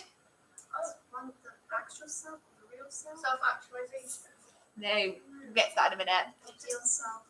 The ideal self and the Oh. The interpreter self. Interpretive sounds. You're not making up words today.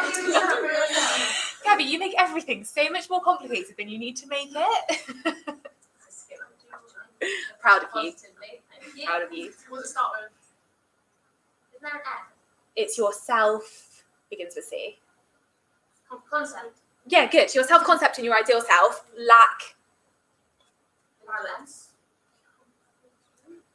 Mm, Does it start with Next C? to each other. we want them to be like this, but they're like this. You're so close, but I know you're just making sounds. I was going to say correlation. Not correlation. C. Pardon? No, not coherence. It's like when you do colouring and it's the two colours next to each other.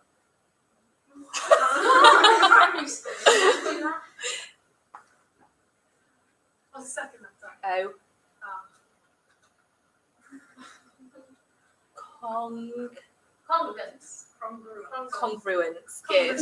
Yeah, Sam's ideal self and self-concept lack congruence. He doesn't believe that he is good enough to play for Liverpool, which is what he wants to be. He wants to be a better runner. He doesn't believe he's good enough. So his two selves lack congruence. So he cannot self-actualize. Good. Well done. He believes his parents will be disappointed if they don't see him playing in the next game.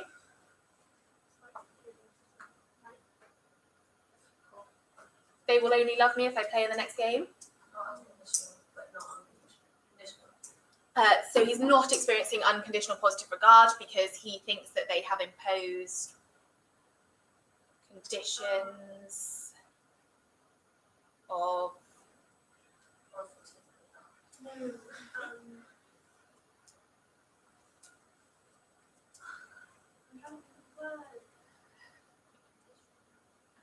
this must be so frustrating for the people at home who know the answer. Screaming at the Yeah. side.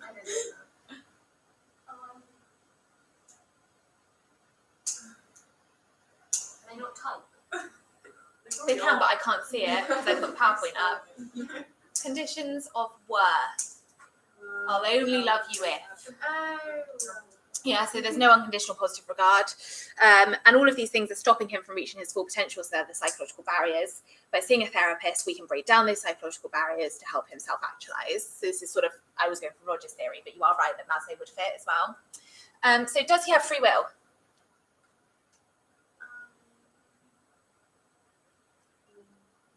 No. Yeah. Humanistic approach is all about freedom. Yeah, thank you, Gabby. I got a bit concerned then. Humanism. Everything that we do is a choice. We're in control of all of our behaviour. It's the only one that accepts free will. So I can never establish causality. Nature or nurture? Because they expect the best of them, and he's not getting that.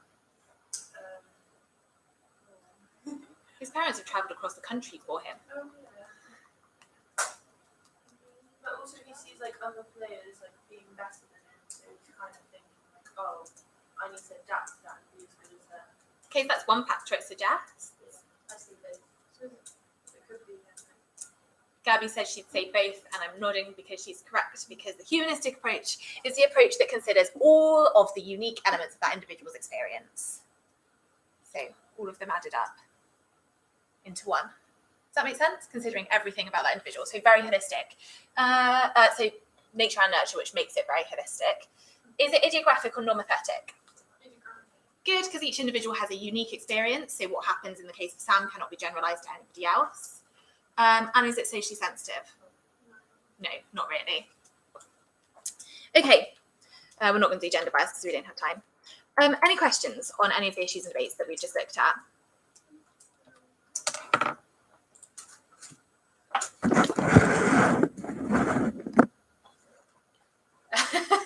Grace has literally written conditions of worth, exclamation mark. Well done, Grace. Excuse me? Yes, but you need to remain in your seat with your hand up until you are dismissed to go. Okay, so at the end of this time, you'll have a research methods test. So what date did I say that was? The 13th. This will cover year 12 and year 13 research methods. So that workbook that I've given you today, or that if you're not here, I've attached to the email. Oh. Just talking to myself because it's not up there. That covers just my side of the course.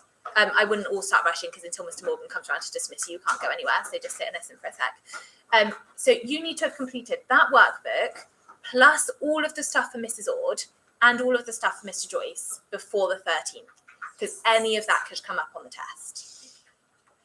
You have an hour to complete it. It's out of 48. Does anybody get extra time? If you're at home and you get extra time, you get an extra 15 minutes on top of that. So please do this on the 13th at 9 a.m. and submit it once it is done. I'm trusting you to do this at home in exam conditions. I obviously want you to type it so it can be uploaded to Google Classroom. But other than that, no notes, no Googling. Please be honest in what you've done. I promise I would rather that you scored 8 out of 48 and did it honestly, and I knew that we needed some more research methods work, than you scored 47 out of 48, but you'd cheated. Because if that happens, and I think we're all experts in research methods, we're not coming back to this, which means that when your exams come round, you haven't got a clue what you're doing. Big issues. Does that make sense? So won't be cross if you don't do well, as long as you've revised and done everything that you should have done properly. I promise. Maybe you should do better. Yeah. Paul, you still might have been able to do better. That's okay. Doesn't make me cross with you. So your final 2 or 3 lessons, 3 lessons for you will be dedicated to the exam and the feedback. So up until then, your lessons will focus on finishing this part of the course, which is what you're doing with SIR, and revising for this test, which is what my lessons will now become. The reason that you did the memory and the attachment questions is because when you come back in September, you are going to have your year 12 mock exams, your end of year tests. So the paper that you will get in September will be a paper. Oh no, it won't, because it's year 12. It will cover the stuff that you haven't been. You should have 2 papers. If we've got time, we'll be doing 2 papers, which will cover all of your year 12 stuff. So they'll be an hour and a half long each, and you'll cover memory, attachment, social, psychopathology, biopsychology, and the approaches. So I thought doing some memory revision seemed like a good way to spend our time, as we obviously haven't done that for ages. Same with attachment. So please be aware over the summer that you need to be preparing so that when you come back, you will be sitting mocks. That's what I've already said. And then after that, we're going to start issues and debates. So today's session should have given you a good introduction to what the issues and debates are. Please don't forget all of that over the summer and then come back and go, I haven't got a clue what idiographic is, never heard of it before, because I will be sad that none of you listened to me today.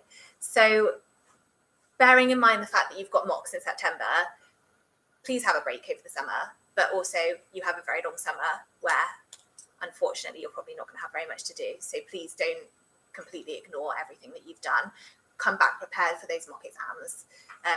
You don't have to use issues and debates in evaluation in year 12, and it is a year 12 exam, so you don't have to put those into your essays. But if you did, it wouldn't necessarily be a bad thing. So take with that what you will.